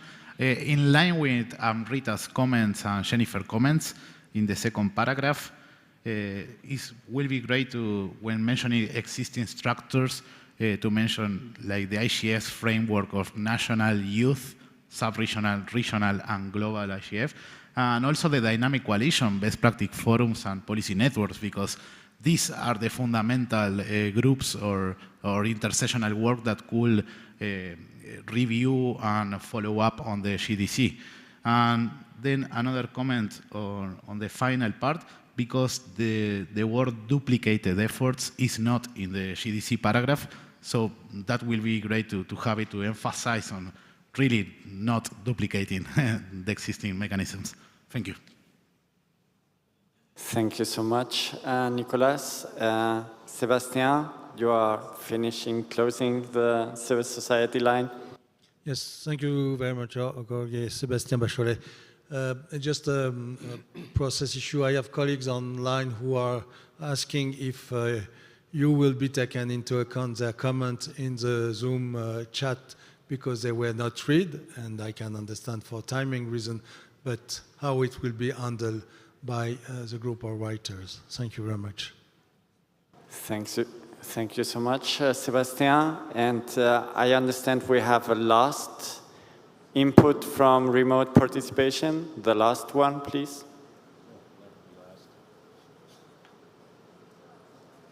No? There's no other input. Okay. So this gives the governments the last word. I don't know if this was intentional, but we have Canada at the mic. You are closing the government line. Introduce yourself, please. Wonderful introduction. Let me just start by saying good morning. Thank you, Jorge. My name is David Fairchild. I work at our permanent mission in Geneva. It is a great, great pleasure to be here today. This is the first and probably, I guess at this point, maybe only time I'll be taking the floor. So let me thank the conference organizers. I think I heard this comment yesterday, and I think I wanted to just start by mentioning not only Canada, but every member state that is here. Our presence is about supporting the multi-stakeholder model. So I just wanted to reflect that I really took to heart one of the comments suggesting that member states also need to get on the plane, get on the train, and make their way to where the conversations are taking place. And I'm very happy to be here today. The other thing I just wanted to comment is, of course, I spent the last day plus listening more than talking, which is often very difficult for diplomats and governments, but I think it was important to listen and take into consideration a lot of the comments that were made. I'm just going to make one amplifying comment because I believe the European Union, Pierce from the Commission made a similar comment. With the GDC negotiations starting in 2 days, the timing of this event has been really critical to help us better understand the multi-stakeholder perspectives. And in this regard, it's the paragraph starting with the IGF with its structures. I do think that we need to actually instruct and support the call for instructing the WSIS and the IGF to actually develop the mechanisms and recommendations to implement the Global Digital Compact. Because simply the sense that I get is that there's a concern that the GDC is looking to duplicate and create a new mechanism. So I think we just wanted to amplify our consideration that the language should be strengthened in that paragraph to make it very clear that from a NETmundial perspective that we feel that the WSIS and IGF in fact are the correct vehicles to implement the outcomes of the GDC. And I do, just finish by saying, I think it's important to put a reference to the Pact of the Future because there are other cyber, digital, and tech issues that are coming through in that negotiations that are not covered by the GDC. So thank you very much. Thank you so much, David, for that thoughtful reflection. And we are at the end of this subsection on the GDC. We had around 20 inputs.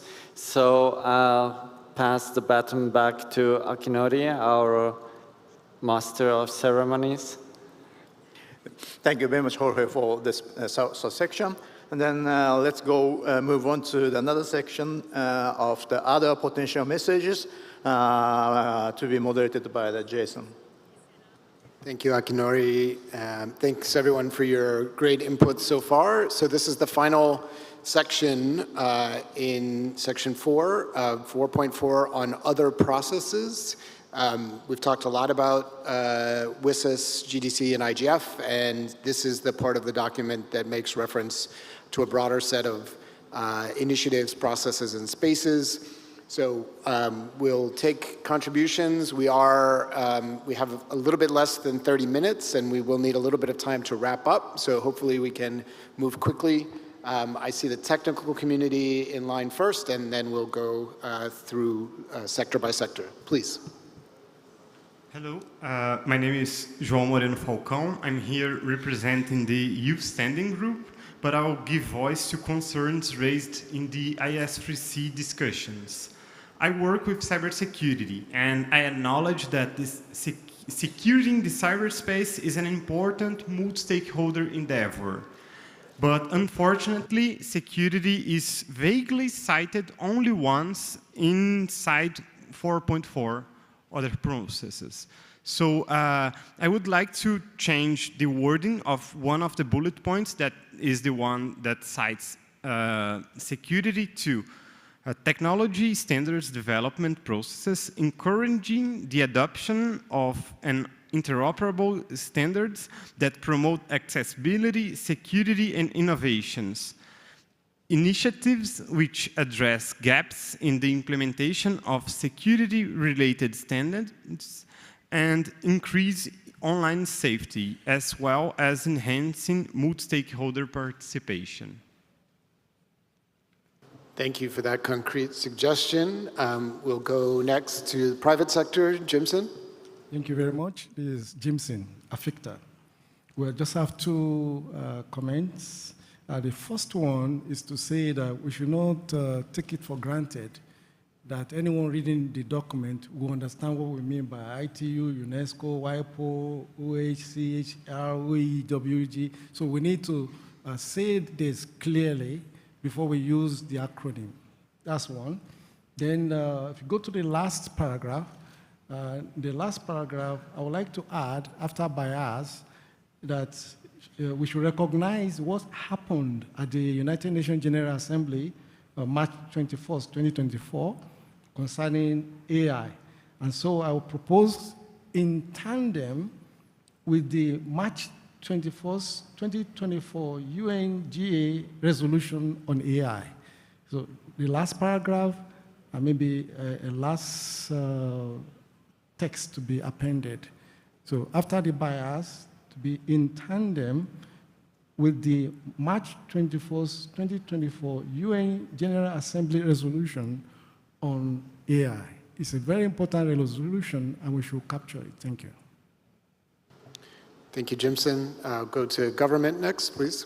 Thank you, Pierce O'Donoghue, European Commission.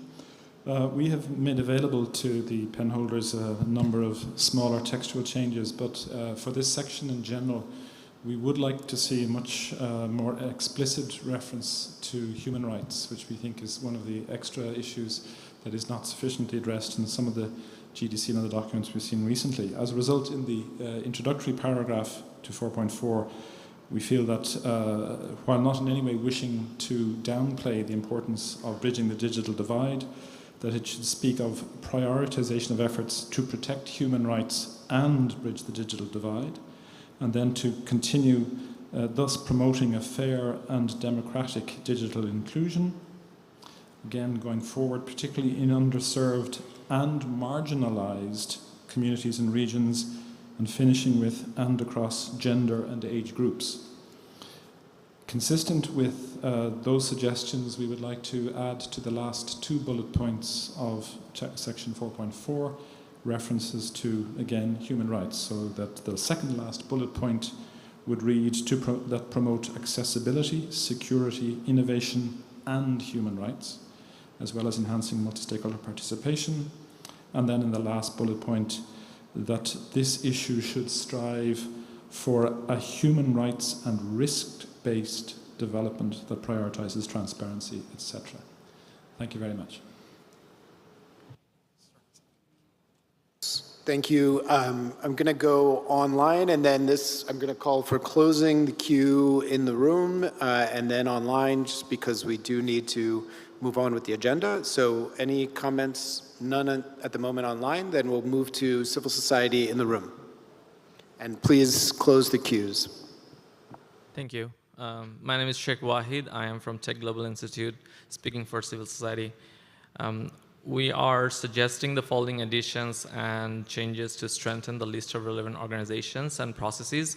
On the first section of bullet points, on the first bullet point, the broader UN community, including ITU, adding UNCTAD, UNESCO, adding UN Women, UNFPA, WIPO, OHCHR, OEGWG, adding UNICEF, adding COP, and others, which should strive to strong interaction and collaboration between multi-stakeholder and multilateral processes.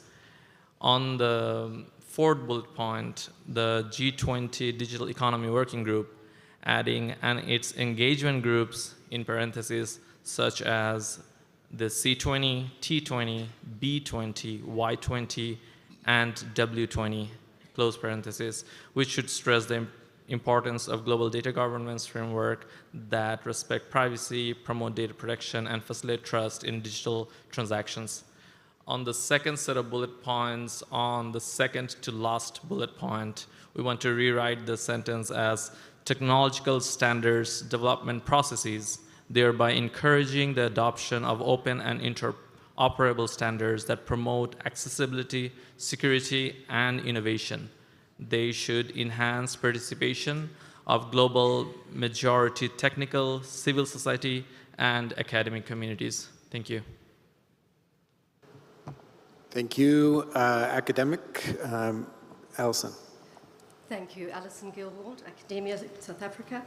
I really think this is a section where we can address some of the economic underlying structural inequalities that we're unable to address in the ordinary internet governance issues. So I would really like us to frame that first section in a way that does not continue the sort of platitudes of digital inclusion and digital divides, but move towards strongly language of redressing digital inequality, redressing the uneven opportunities that are derived from these increasingly data-driven technologies that are being overlaid over current inequalities and amplifying those inequalities. I think we can do this by going back to the question, and this is to support Minister Massa's point, is that the scope of the GDC is far broader than our current scope of internet governance. And so we will have to go back and either say, yes, we are very consciously and actively including all digital, increasingly globalized digital public goods, such as the internet, data, cybersecurity, etc., in that mandate, or we are going to have to acknowledge that there are going to be other forms of global governance required in order to realize those globalized digital public goods at the national level. And that is a way that I think that we can emphasize the importance again of multi-stakeholderism in those processes to effectively address those problems. Going specifically to those points then, many of these processes, as I said, are more concerned with redressing those systemic issues. One would need to include in the broader UN community, of course, UNCTAD, ITU, UNCTAD, UNESCO. UNCTAD has, of course, been a critical partner with ITU in measuring the information society, but also the very important digital economy reports. The Sustainable Development Goals, I think we should be more actively saying what ICTs could be doing to assist the failure to address those. And just to say very importantly, sorry, on the G20, I think we've got a particular strategic moment with the Troika leadership of India, Brazil, and South Africa that has allowed us to bring a digital agenda. Brazil in particular has opened up the T20 to think tanks and Global South universities that are really changing the evidence base for the G20 Digital Working Group.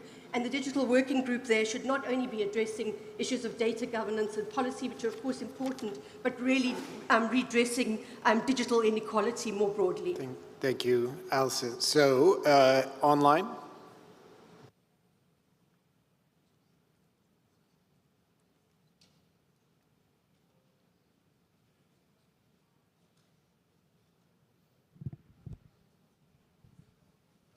We'll go back to the Sorry, it's okay.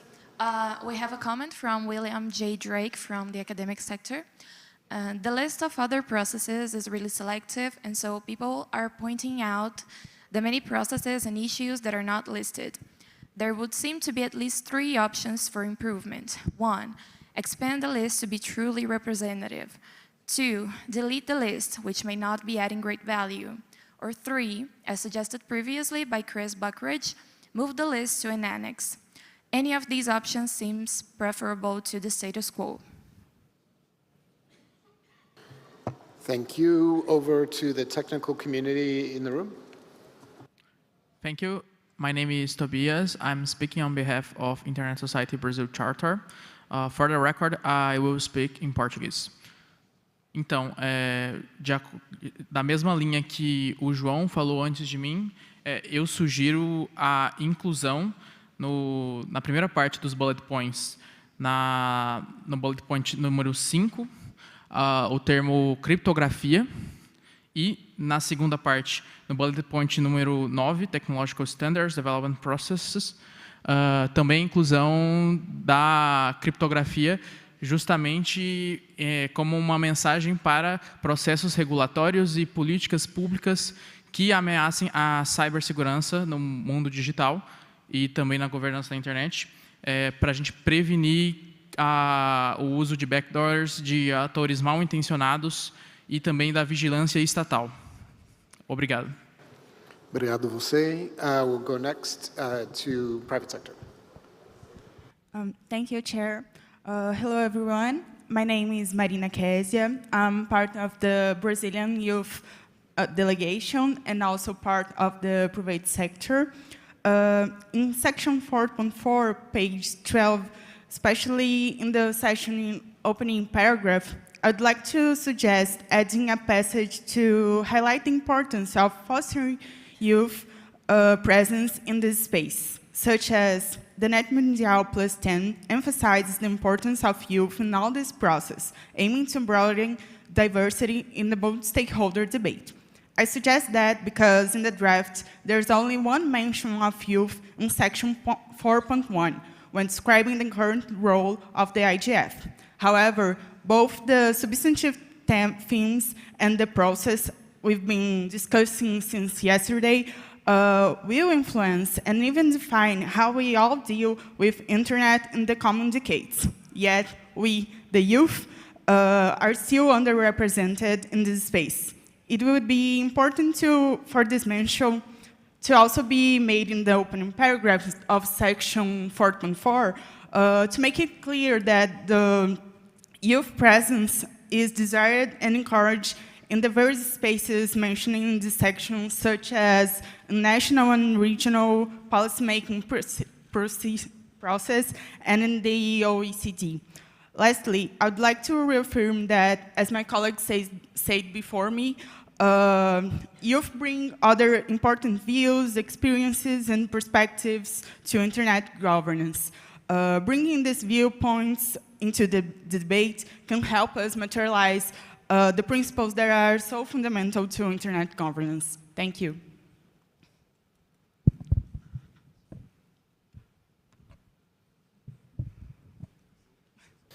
Okay, so we've got 10 minutes left. We're going to finalize these speakers. Please be brief, because we need to sum up. We'll go to the governments. Thank you, Luciano. Again, sorry for the double dip, Brazilian government. I think that's a tricky session, and the problem with lists is that they're never complete. And I just like to echo some of the comments that came before from different sectors. I think the list is selective, and the problem is, differently from other sections of the document, we dive into some substantial dimensions of different negotiation forums, and that I think is not the focus of our document. I think we should perhaps strengthen the first paragraph and radically streamline what comes later. I think there are some paragraphs that are more process-oriented, like the one about the UN community that talks about interaction, collaboration. That's very much in line with what we are discussing. There's one paragraph about national and regional digital policy formulation processes. I think that's not other processes. This is part of what we're discussing and should perhaps be moved to other areas of the document. Apart from this, my suggestion is that we either delete everything or just make an inter alia list, and that's all. Because there are a lot of judgments that are made about the discussions that are ongoing in this forum. They are incomplete, they are not necessarily faithful to the reality of those forums.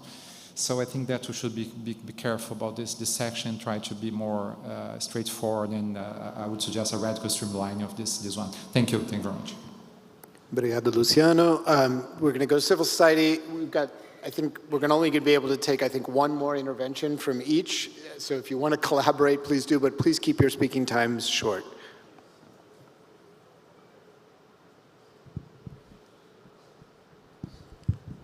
Okay, thank you. I'm just gonna make two brief comments in general on, for example, I'm sorry, I'm Grecia Messias from our treaty. To do a cross-cutting amend on the text, and we suggest replacing the terminology of global south with global majority, and also adding the following wording in the preamble of this section, like the wording saying that it's commendable that efforts are made toward, thank you, towards achieving a general consensus and enhancing coordination in the discussions to avoid contradictions, inefficient allocation of resources, and legal uncertainty. And that's it. Thank you. Thank you, Grecia. Online? We have a remote participant from civil society, Richard Bailey. Please, you may join us. Thank you very much. Good morning. My name is Rishabh Bailey, and I represent a consumer protection organization called Public Citizen based in Washington, D.C. As some have already commented, the list of processes in section 4.4 is incomplete. In this context, I'd like to draw your attention to how trade agreements have increasingly become an avenue for governance of the internet and broader digital ecosystem, covering issues such as data governance, AI regulation, cryptography, spam, and online consumer redress. However, the negotiation of trade agreements, which often contain binding legal commitments, are insufficiently inclusive, open, and transparent. Negotiating texts in trade agreements are often secret and unavailable for public comment.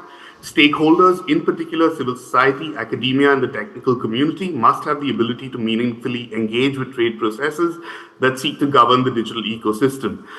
Section 4.4 of the outcome document should therefore include a reference to trade negotiations occurring at the WTO and other venues. A specific reference to trade negotiations could be made in the other processes section. Thank you. Thank you, Richard, for being concise. We'll go to the room. Technical community, last intervention, please. Okay. I'm Natalia Salchuk from Brazil. I'm a Latin America representative at the NRO Review Committee. And I want to make a more general comment that it should be interesting to be added potentially to the last point, bullet points of the session in the document. Recently, we have to make some changes in the rules regarding quorum and consensus for meetings in the NRO Review Committee because it's not having elections for representatives in the Afrinic region. Unfortunately, Afrinic is co-opted by groups that are not working for the benefit of the community.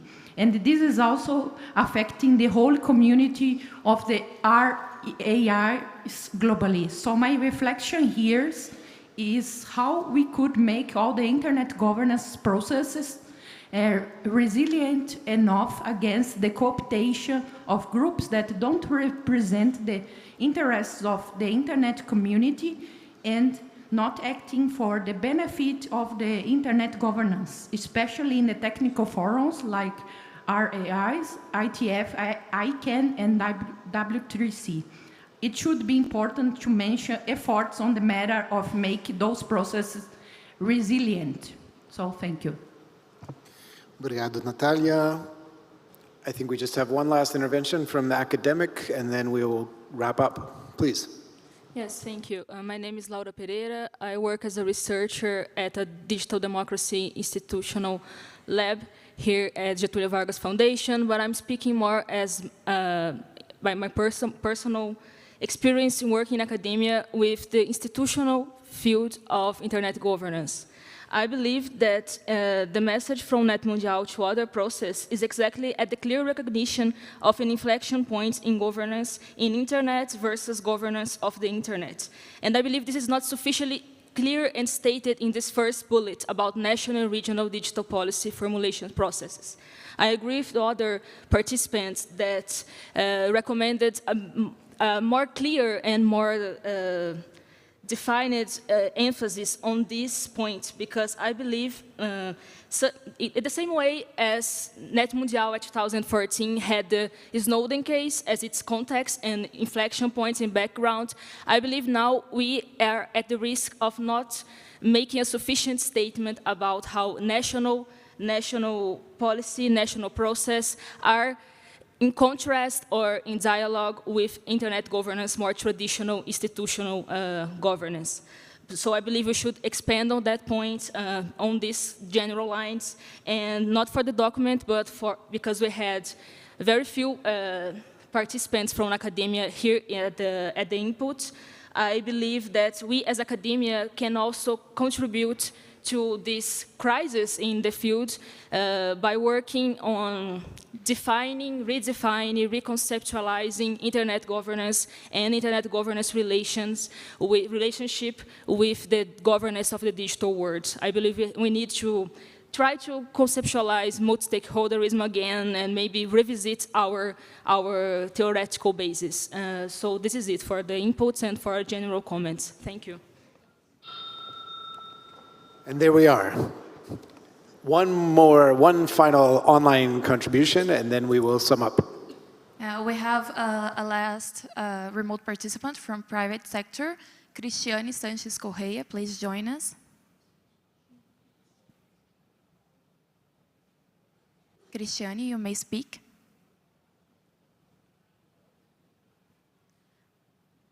You may unmute your microphone, please.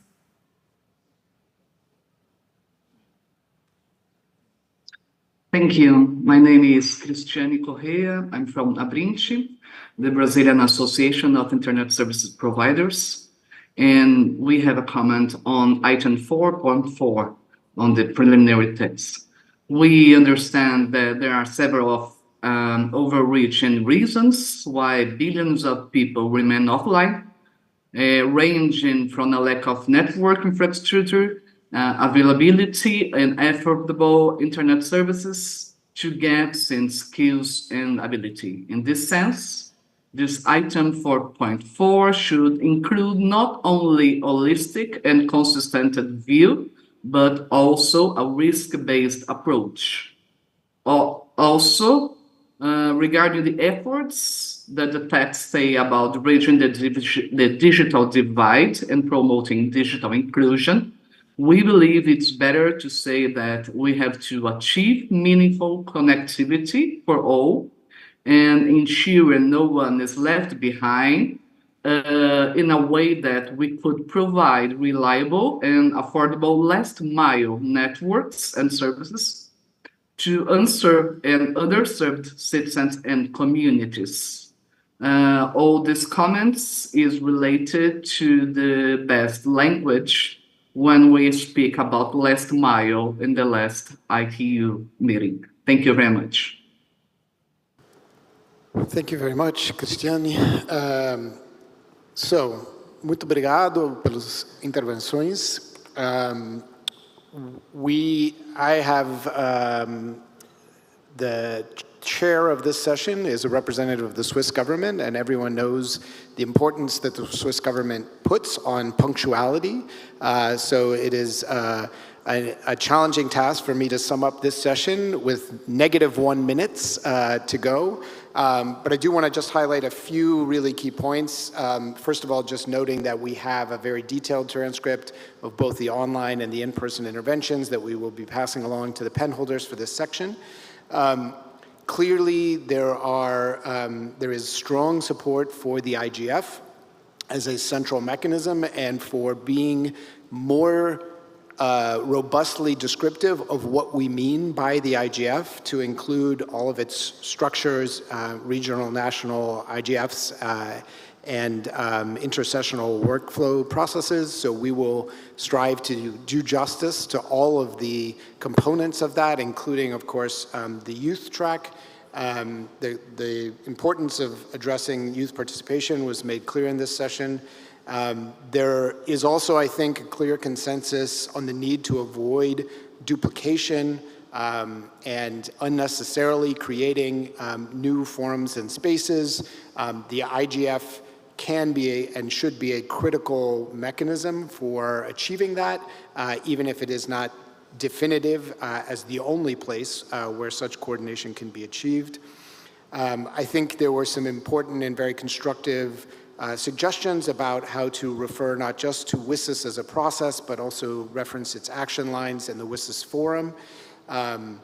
There were also very strong and important recommendations with regard to the GDC process and the need to ensure that that process is both learning from and building on the practices and the good practices that have been developed in this community that are highlighted in this document, but also that the follow-up of the GDC is done in a mechanism that is consistent with those principles.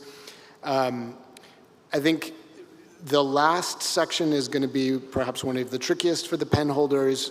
There were some good points made about how to expand upon and deepen the relevant organizations and processes that are listed, but also an important point made about the impossibility of listing every relevant initiative, and so we'll need to, the pen holders will need to reflect on that feedback. The concept of leaning into the IGF, including the importance of providing resources, the importance of strengthening the mechanisms for deciding on participation, including the host country, the importance of highlighting human rights, both in this document and in the ways it references the IGF, the need for experimentation and perhaps new working methods as specific recommendations for how we can encourage strengthening of the IGF were all duly noted. So I'll invite the rest of my panelists to add anything that I may have missed, but I think I want to close personally by just thanking the CGI in particular for doing such an incredible job putting this together, and all of you for participating in person and online, notwithstanding all of the challenges and obstacles that I know you've faced. Right. Maybe the last few words from the all moderators. Janet? No? Okay. Okay. Then thank you very much, everyone, for this. This is conclude our working session number 3. So thank you very much for your input, and then that will be reflecting the finalization of the outcome document, and then HLEC will work on that from now on to finalize it, and then it will be presented in the last part of this today. With that, I will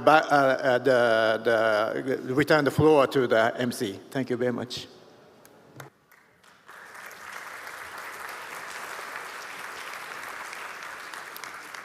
Thank you very much, and congratulations to these excellent speakers and to all of you who took part in this session. Thanks again, and we hope you continue to take part in this discussion, okay? As I said before, and as you know it, your participation is core to our event. Let's just wait 1 second, and then we'll head to the last session before lunch.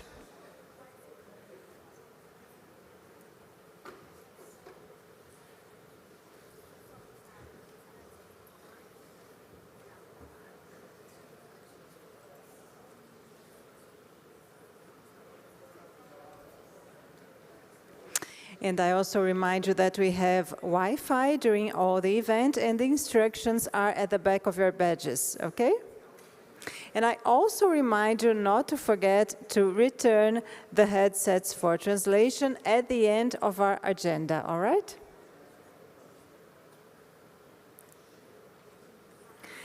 Okay, so now let's move on to the last session before lunch. Our session is NETmundial+10 follow-up and the implementation of outcomes. With this session, we aim to gather views from the audience with regards to how NETmundial+10 outcomes will be carried on by the community and how they will be implemented in relevant fora. It will be moderated by Veridiana Alimonti from the Electric Frontier Foundation and Guilherme Canella from UNESCO. Let's welcome them on stage.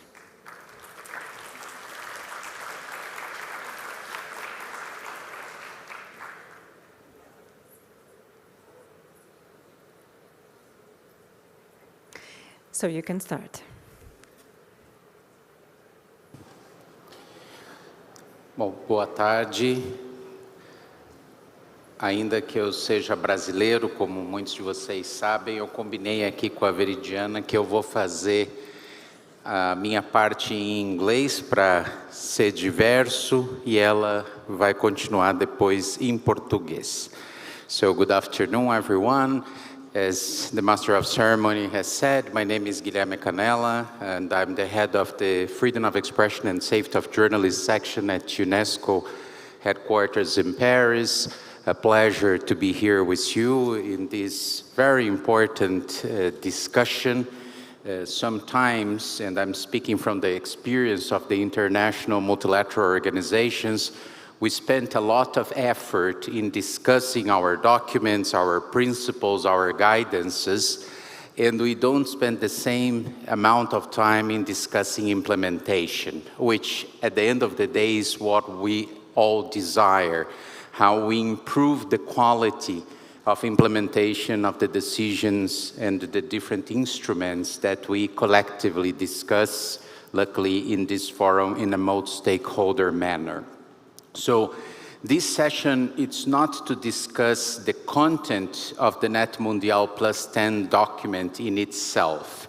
It's precisely to discuss the strategies of implementation of the outcomes that are being drafted and negotiated while we are here pre-lunch to have this discussion.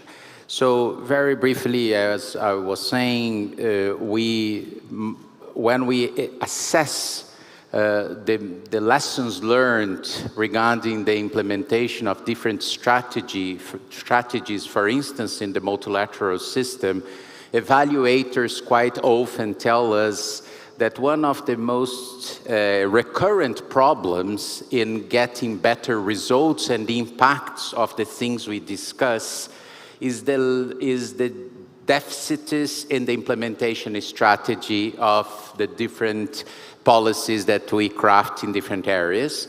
And that's unfortunate because sometimes we, as I was saying before, we invest a lot of time in producing these important policies and then we see several issues in the implementation phase. So we hope, Veridiana and myself, but I will pass the ball to her now, that this particular discussion now pre-lunch will offer some insights on how we can improve the implementation of the outcomes of this NETmundial+10.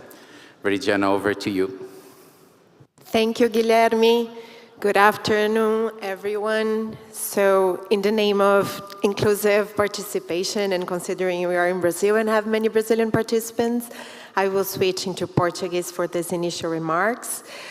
Boa tarde, eu sou Veridiana Limonte, sou diretora associada de políticas na América Latina da Electronic Frontier Foundation, que é uma organização com atuação internacional em temas de direitos humanos e tecnologia. E, como dizia o Guilherme, também da perspectiva da sociedade civil, nós temos diversas experiências de construção de princípios, recomendações e os nossos próprios desafios depois na implementação. A AFF, junto com outras organizações da sociedade civil, também já se engajou em diversas vezes em processos nesse sentido, mesmo no seio da sociedade civil, com os princípios necessários de necessidade e proporcionalidade para a aplicação de direitos humanos na vigilância das comunicações, também nos princípios de Santa Clara para moderação de conteúdos. E, nesse caso, estamos aqui discutindo como podemos avançar para uma governança da internet ou do mundo digital que seja diversa, participativa, inclusiva, democrática, em que todos os stakeholders estejam na mesa, escutando e tendo a oportunidade de fazer suas intervenções e recomendações. E, nesse sentido, passamos esses 2 dias discutindo, ou esse 1 dia e meio, e temos agora esse desafio de pensar como vamos seguir daqui para frente. como poderemos levar adiante o que venha a estar no documento final, a partir das discussões que estamos fazendo aqui, como cada setor pode contribuir para fazer isso, quais são os fóruns relevantes e, dentro desses fóruns, os mecanismos importantes para esta tarefa. E, considerando que estamos aqui no NETmundial+10, fizemos uma discussão muito relevante nesse sentido, há 10 anos, nesse mesmo lugar, e houve, embora, enfim, muito aconteceu desde então, podemos dizer que sim, o fato de estarmos fazendo este encontro 10 anos depois também representa uma espécie de ato, desde o que foi estabelecido no documento de 2014 até esse momento. Então, temos o desafio de criar um processo de segmento que, enfim, estabeleça o caminho para que a gente consiga implementar e acompanhar o que estaremos aprovando hoje. I'll switch into English so we can go to the procedures for the session. We will follow the same procedures, so we have an open mic for each stakeholder, and for each one we will ask remote online moderation if we have participants that want also to make an intervention online. And I really hope to have your engagement, because since we've been discussing these 2 days how we would like to see the final document, what is the language that we want to see reflected there, we also now need to talk about how we're going to implement it. So I see we have someone in the civil society line is starting it, so please go ahead. Thank you very much, Sébastien Bachelet, Internet Society France and European Regional at Large Organization. My name is French Sébastien and not Spanish Sébastien, Bachelet, B-A-C-H-O-L-L-E-T, please. Thank you. Whatever. I wanted to talk about, I was there 10 years ago in NETmundial, and I am happy to be back 10 years after, but I hope that the next time we will talk about or use the output of NETmundial+10 will not be in 10 years. I will be happy to be back in 10 years, and I am sure that we are very thankful to the CGBR to organize this meeting, but we can't wait for them to reorganize that in 10 years and not talk about what is happening here and the output of NETmundial 10 years ago and NETmundial now. And therefore, I would like that we eat our own food. We say in the paragraph just before that there needs to be a place where we discuss the output of different groups, and we put a long list, and we were discussing about this list. I would like to add this list, NETmundial, on this list, because it could be a good way to have some follow-up and not to wait just for the Brazilian to show up in 10 years. And IGF, it's a good place for that, and maybe there will be some dynamic coalition, one existing, or maybe to create one specific on that, or any other way to discuss that at the IGF could be a good way for the future. Thank you very much.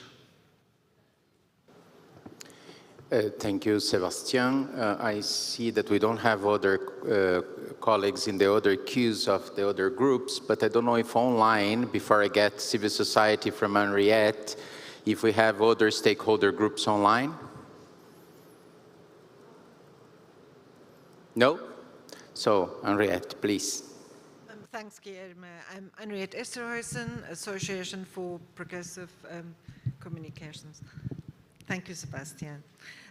Just building on Sebastian's remarks, I think I would like to make a concrete suggestion that CGI.BR and the High-Level Executive Committee convenes an open forum at the 2024 IGF to share the very specific experience and outcomes of NETmundial+10. I also want to recommend, as Sebastian suggested, the formation of a dynamic coalition on implementation of the NETmundial principles and guidelines. I can share that with the UNESCO Internet Universality Indicators. There is a dynamic coalition which has been very useful in taking forward the application. I also think it's worth noting that the UNESCO Internet Universality Indicators includes a section on multi-stakeholder that can be referenced. And then finally, I think it would be good if the NETmundial+10 outcome document can call on existing and emerging internet and digital governance processes to apply the guidelines and principles and share the experience of doing so through this IGF Dynamic Coalition. I think that a remark should include a specific mention that the guidelines and processes are of value for multi-stakeholder processes as well as for multilateral processes. Thank you, Henriette. And online, please. Have a remote participant from the academic sector, William J. Drake. You may join us. Hello. Further to Henriette's point, I would just say one of the biggest problems we face is the lack of institutionalized dialogue and coordination across stakeholder groups. During WSIS and in the years after, we had some processes that facilitated that, but they've all eroded. And so it's now only on an ad hoc basis that such cooperation seems to arise. For example, most recently in the negotiations in the UN Cybercrime Treaty, there was a lot of coordination among different stakeholder groups taking a common kind of position vis-a-vis what some governments were doing. I think since we're all here together, why not use this event to try to catalyze and reanimate coordination among stakeholder groups so we can push a common agenda where we agree, or at least have dialogue in cases where our agendas differ. And so if the Secretariat, for example, could establish an open platform and mail lists or other kinds of vehicles so that we could have a starting point for people to begin to communicate. And that would also probably help within the stakeholder groups to foster greater coherence. People tend to rise to the situation. When there was WSIS or something happening, people began to coordinate. So if you create a space, people may begin to coordinate within groups and across groups more effectively than they do now. Thanks. Thank you. We have another online, please. We have a comment from Olivier Alais from the government. He's a program coordinator at ITU. Technical standards help technologies work together. They help make them safer, more accessible, more affordable, and more sustainable. Moreover, governments have obligations to protect human rights set out under international human rights law, including the digital context. To build trust, stakeholders should work together with the ITU and OHCHR to translate human rights into technical terms and embed human rights into technical standards. Thank you for your comment. Thank you. More online. I don't see other people in the queues, but look, we really want to stimulate you to come forward. Oh, sorry. Please go ahead. I'm glad someone, technical community, please.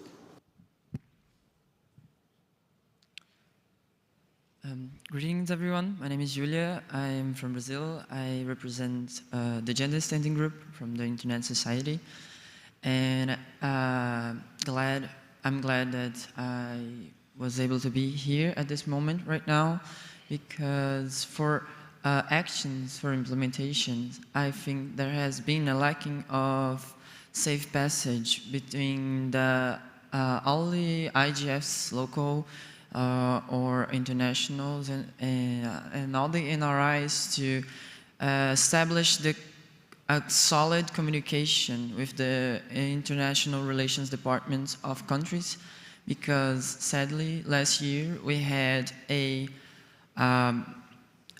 I wouldn't dare to say a mass denial of entry from participants, but something that was worryingly surprising to all of us, since we had not only a CEO of one of the most important civil society entities here in Brazil denied passage because of a irregularity with his passport, but also a lot of Middle Eastern and especially Pakistani participants being denied entry because they were deemed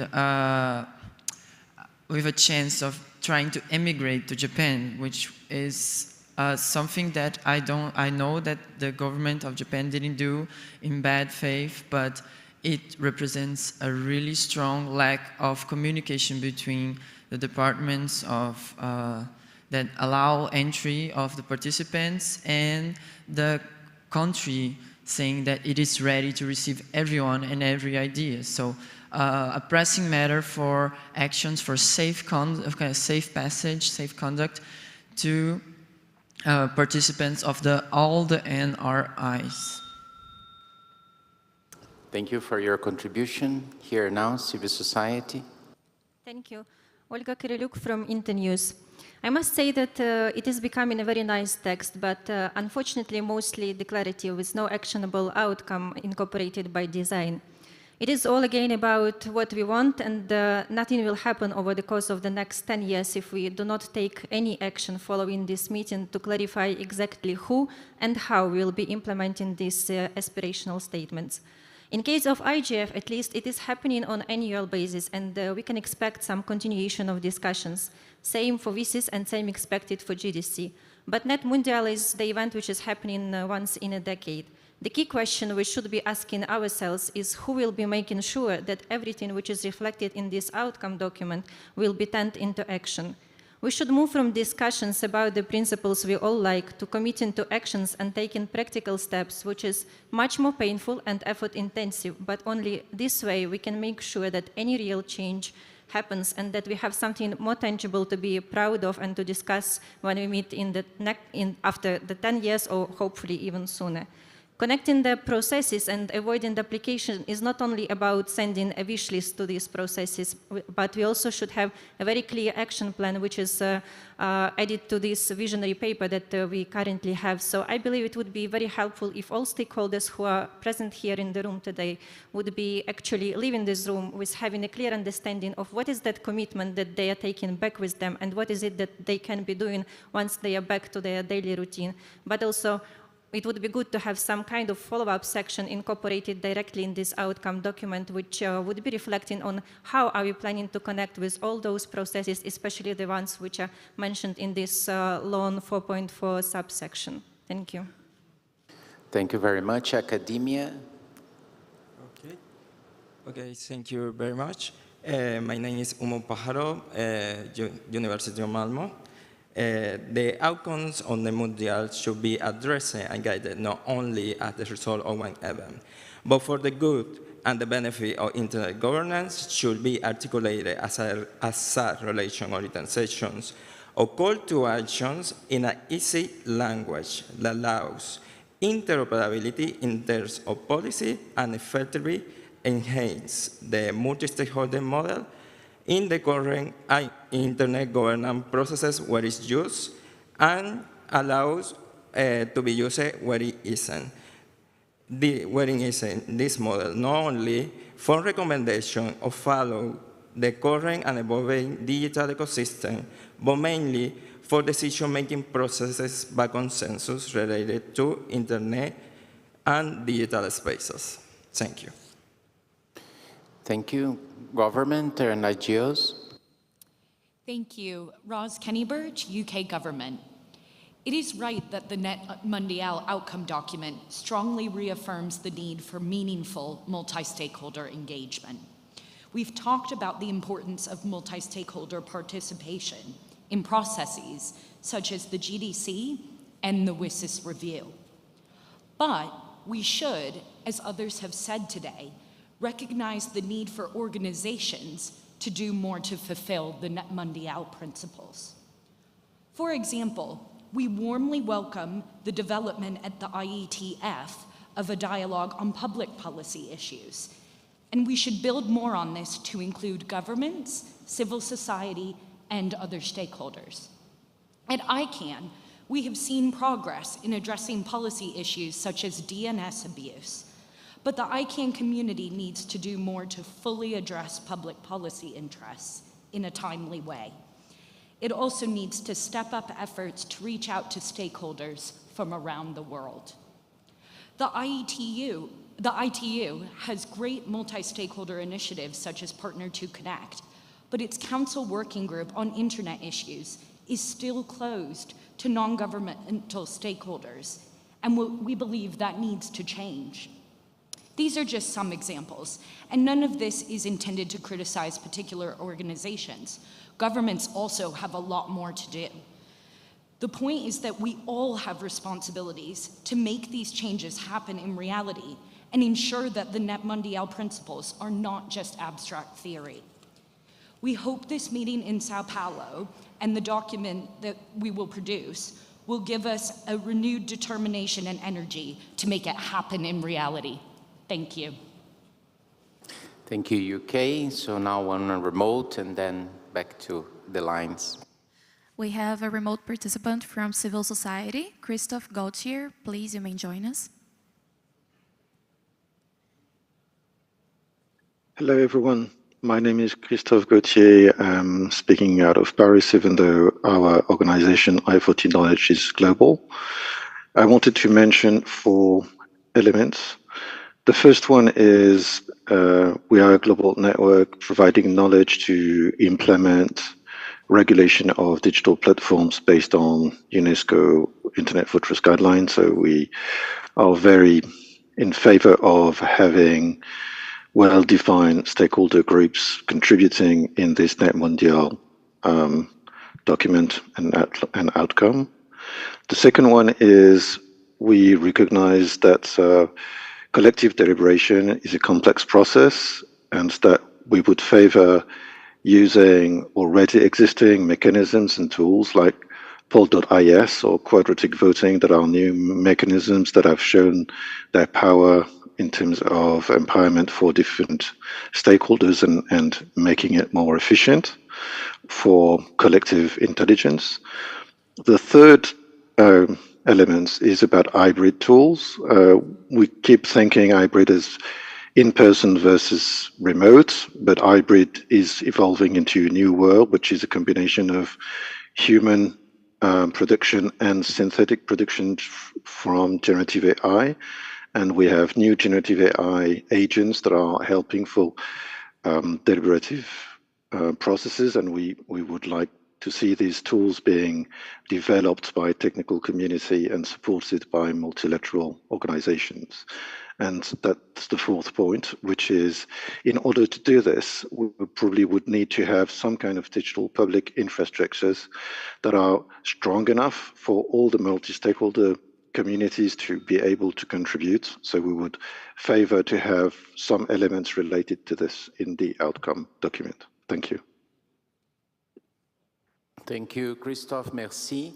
And now we go to private sector. Thank you. Mark Daresgaard, Internet Governance Consultant. I'm a big supporter of NETmundial+10, have been for a long time. I even published articles about this before when it was just an idea. But I can't help but notice that we have a very significant absence of members of the ICANN community and the IETF community and similar policy-making bodies related to the technical infrastructure of the internet. So at some point, this must mean that we failed to reach out to them. We failed to include them in the process or offer the correct framing for their participation. So whatever result we arrive at, we'll be missing many of those voices. And this is something that is not being stressed enough. So can we retroactively correct that? Would it be possible for us to maybe expose this document to these communities and seek input? Maybe they don't want to give input, but it would be valuable to know if they do, because their lack of presence is significant and it's not something we can just brush over. So looking towards the delivery of this document and the next steps that follow NETmundial+10, this is something that we definitely need to make into a priority so that this document does reflect what we want it to reflect, and that it does include all the voices we want to be heard. So thank you very much. Thank you. So let's take technical community, civil society, and academia. So hello again, everyone. I'm Dina Santana from Internet Society Accessibility Standing Group. And I would like to mention regarding, as I already said, it's necessary a policy integration with national and regional policies, and also with multilateral forums. And I'd like to suggest also establish metrics to define measurable indicators to track progress in implementing all the outcomes, and also regular reports to publish periodic on the status of implementation, challenges faced, and lessons learned. Thank you. Thank you. Bertrand, s'il vous plaît. I'm Bertrand de la Chapelle, speaking in a personal capacity. I could not help but smile listening to one of the previous comments from the UK, and no disregard, but the simple mention of the working group on internet issues at the ITU being closed brings me back almost 20 years ago, when, as a French representative, I was participating in the negotiation of the resolution that was supposed to open this group in 2006 at the plenipotentiary. And if I could find, I don't think I could find a better illustration of the fact that in the last 20 years, the entire system has been stuck in this endless discussion about multilateral versus multi-stakeholder. I think the main message that I would like everybody here to get from this stock-taking of NETmundial+10 is that the period between now and the end of 25, this year between now and the end of 25, the WSIS +20 process review is the moment where we really have to collectively address the question of, do we have the right institutions for the governance of the digital world? Do we have those institutions? The answer clearly today is no, because we are dealing with transnational issues, and the international system is based on international questions. We have to finish all the components in the IGF with all the different building blocks that it has to do the transition into a fully functional architecture. But we need to make 25 the moment when we re-engineer the IGF to give it its full potential. Merci, thank you. Academia. Good morning. I am Messias Bandeira from Federal University of Bahia, here in Brazil. I believe that NETmundial+10, as well as the final document of this meeting, should be more assertive about two aspects that I think are central to the many internet governance process.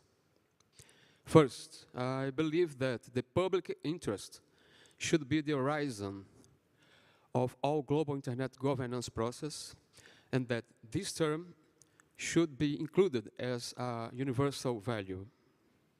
Secondly, respect for and encouragement of cultural diversity should be included in the document as a fundamental parameter of governance process.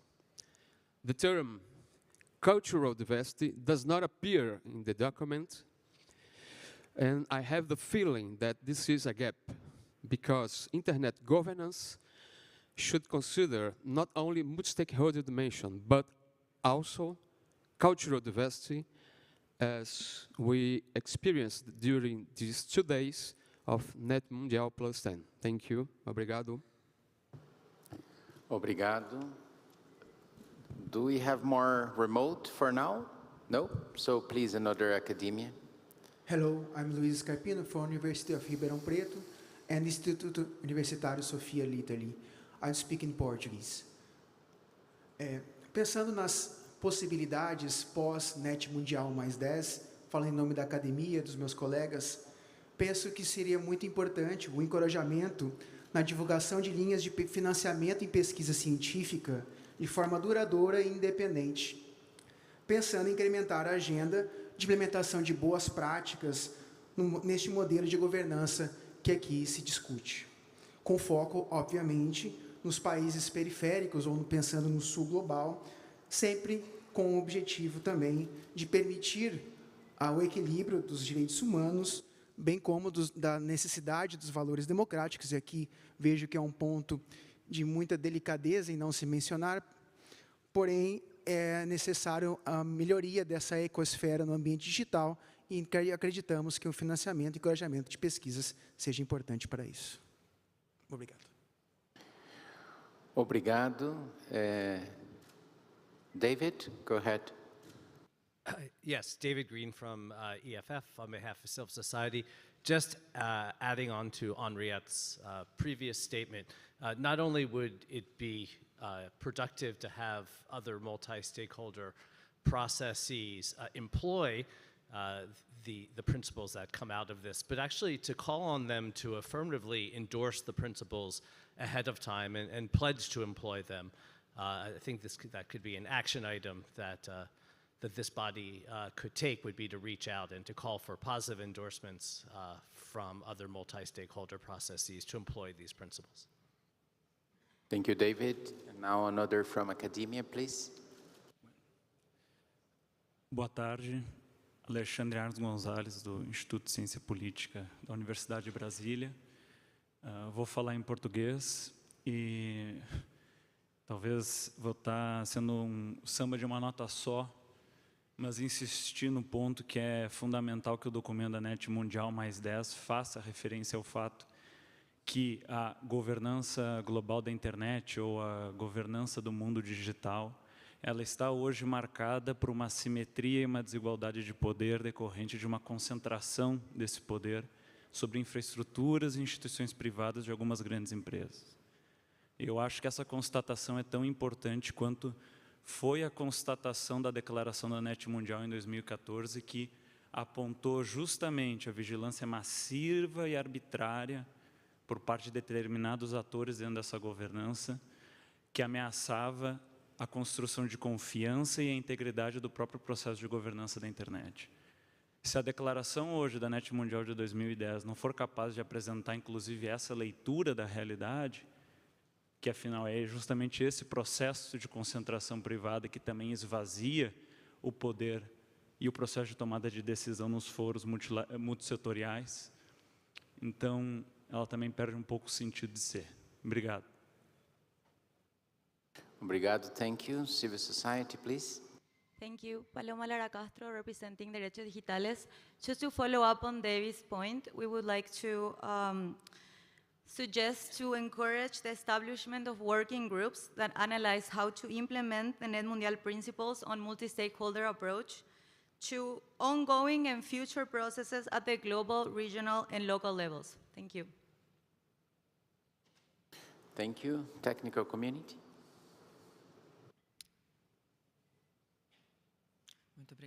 Muito obrigada pela palavra. Agora, eu vou falar por parte da comunidade técnica, mas a comunidade técnica brasileira e do sul global. Por isso eu vou fazer minha fala em português.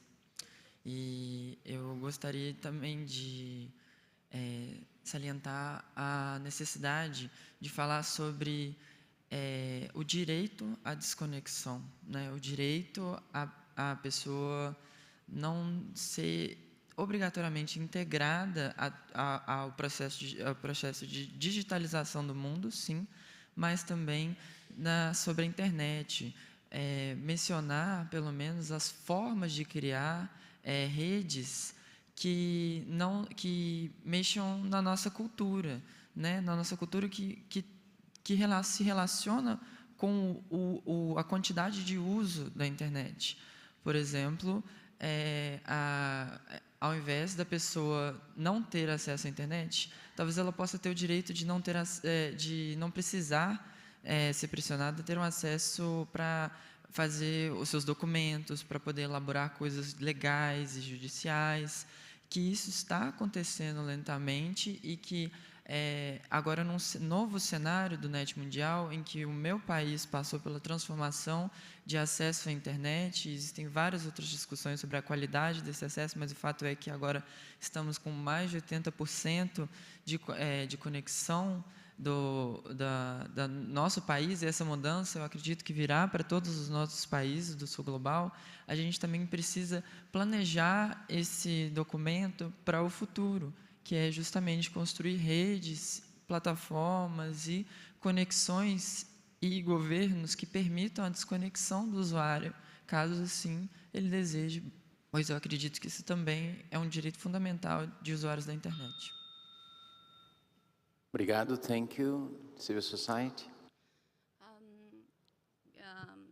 Good afternoon. I'll speak in Portuguese. Meu nome é Flora, estou aqui representando o Sleeping Giants Brasil e eu queria só chamar a atenção, também dando coro a outras palavras aqui, da questão de que o multi-stakeholder model ele tem que ser também aplicado, né? Enfim, a gente está num mundo que a gente precisa falar coisas que são óbvias, mas que ele precisa ser aplicado também nos processos locais, nos processos nacionais, naquilo que diz respeito à governança da internet em cada um dos países. A gente sabe que a gente está na importância dos fóruns internacionais que a gente faz parte, e o NETmundial +10 é muito importante nesse sentido, mas que o multi-stakeholder model não pode ser limitado à IGF, aos grandes organismos internacionais de governança da internet, mas também dos processos, especialmente os processos regulatórios locais, e aí, enfim, chamando a atenção dos grandes players globais que atuam nacionalmente, especificamente aí, eu estou falando das big techs, de se comprometerem com os princípios aqui do NETmundial, enfim, do multi-stakeholder de forma geral, de transparência, de compartilhamento dentro desses processos, também no âmbito nacional e especialmente no foco no sul global. Obrigada. Obrigado, thank you. And do we have remote? So please go ahead. We have a remote participant from the academic sector. Diana Montenegro, you may join us. Good morning. Diana Montenegro, Academia, Bogotá, Colombia.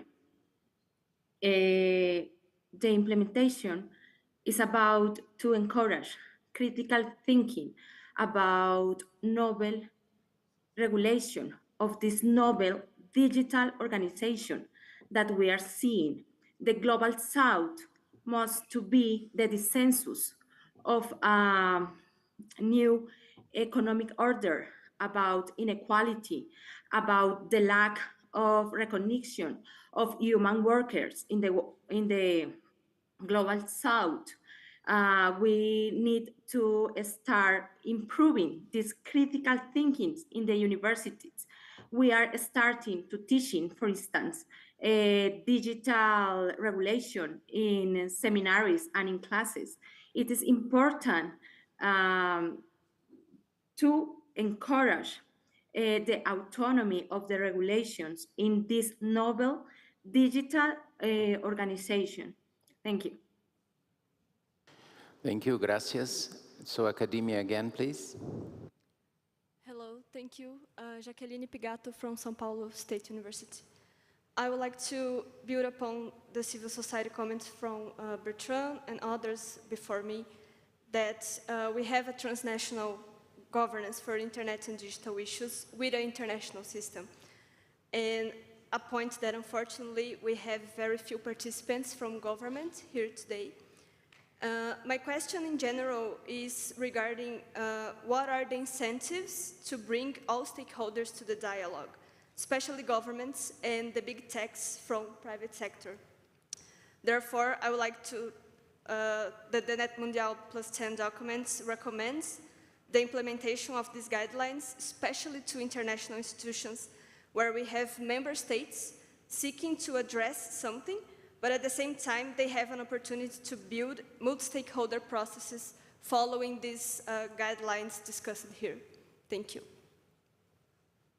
Thank you. I don't see any more people, but we still have online. Please go ahead. We have a comment from Kiki Fong Lam from Civil Society. Having strong offline experiences for public and civic services accesses, banking, health, etc., benefits people who wish not to be online and increases resilience and recovery in cyber incidents, attack, or natural disaster. It's a win-win. Thank you. Thank you. Anyone else here on or online?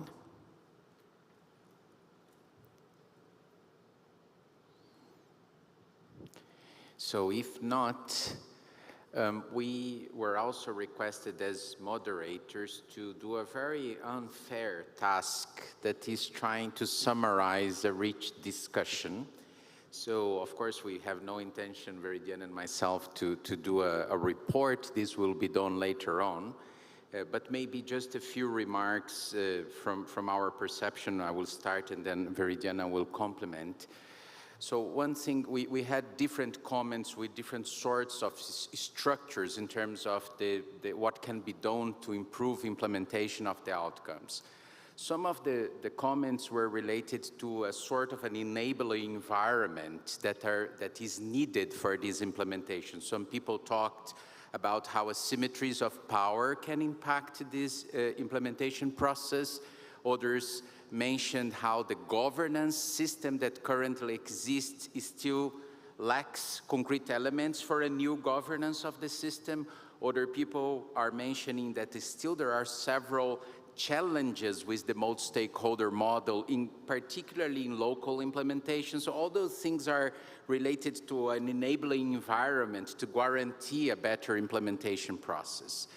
Then other comments were more on the pragmatic elements of these implementations. So some people mentioned action plans, other that the implementation will be better if we have different tools and including procedures for inclusion. Other mentioned the specific tasks for specific actors and so on. And then thirdly, there were specific comments that are more related to monitoring and evaluation and follow-up. So how we don't need to wait another 10 years. What are the midterm reviews? Which different processes can be used to keep monitoring and seeing how the outcomes that are being negotiated here will be implemented in the next months and years. And finally, on my notes, and then I pass the ball to you, Veridiana, also some calls for engagement of this implementation process with other initiatives that are going on in the international environment. Veridiana? Okay, so following on the challenging task of making notes and then reporting on the discussion, we had, starting with highlighting the importance for us to have concrete steps and guidelines on how we'll follow up this process, and also the fact that NETmundial is not as other processes that happen regularly or annually. So the importance also not for us to wait more 10 years to, or the Brazilian government to reconvene NETmundial in 10 years more to be able to follow up on the guidelines in the document and the outcome document. So in this sense, we had we had concrete recommendations and suggestions on that. For example, to have a call on the CGI.PR and the high-level committee to convene an open forum at the 2024 IGF to share the experience and outcomes of the document, and also to have a dynamic coalition to follow up an implementation of NETmundial principles and guidelines. We also had the comments on the idea of creating working groups to analyze how to implement NETmundial principles on multi-stakeholder approach to ongoing and future processes at the global, regional, and local levels. We also had the idea of not only having spaces or bringing the principles and guidelines to the processes that exist, but also having an action for these mechanisms that exist to endorse NETmundial principles and an outcome document, as also to appropriate these principles as part of their procedure. We also had the important discussion on what is, as part of the discussion that we are having here, what are the institutions that we have, that we want to have at the end of 2025 for us to be able to have a transactional infrastructure or fully functional architecture that deals with the transnational nature of internet, and also the challenge to creating spaces that where we do have the stakeholders that make decisions in the room, so government, and also a concern with the asymmetries of power and the role that big tech corporations play also in governing our internet today. Both the outcome document reflecting this concern, but also how do we build guidelines, processes, and methods that can that can foster these players' engagement in multi-stakeholder processes. There is also the concern that these guidelines and the outcome document are not only a reference for global processes, but also national processes, both within governments, and how big tech platforms deal with the way that they organize their platforms. Let's see, what else do I have here? So I think that's it, what I could gather in as part of the discussion, when we also for sure have the rapporteurs working on this session to be able to complement what we probably missed. So thank you, Viridiana. Pleasure to co-moderate with you this session. Thank you for all those who contributed here in São Paulo or online. So I guess we have lunch now, right? So, merci, thank you, gracias, obrigado, and bon appétit.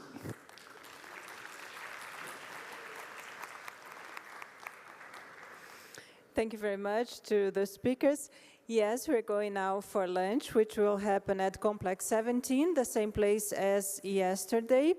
I kindly ask you to keep your belongings with you all the time, okay? If you, for instance, find the cases that were delivered in the entrance, please return them to the reception, okay? And, all right, I guess that's it. Lunch will be served at 1:30 p.m.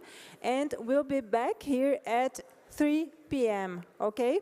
We ask you to be sharp so that we can keep our agenda on time. Thank you very much.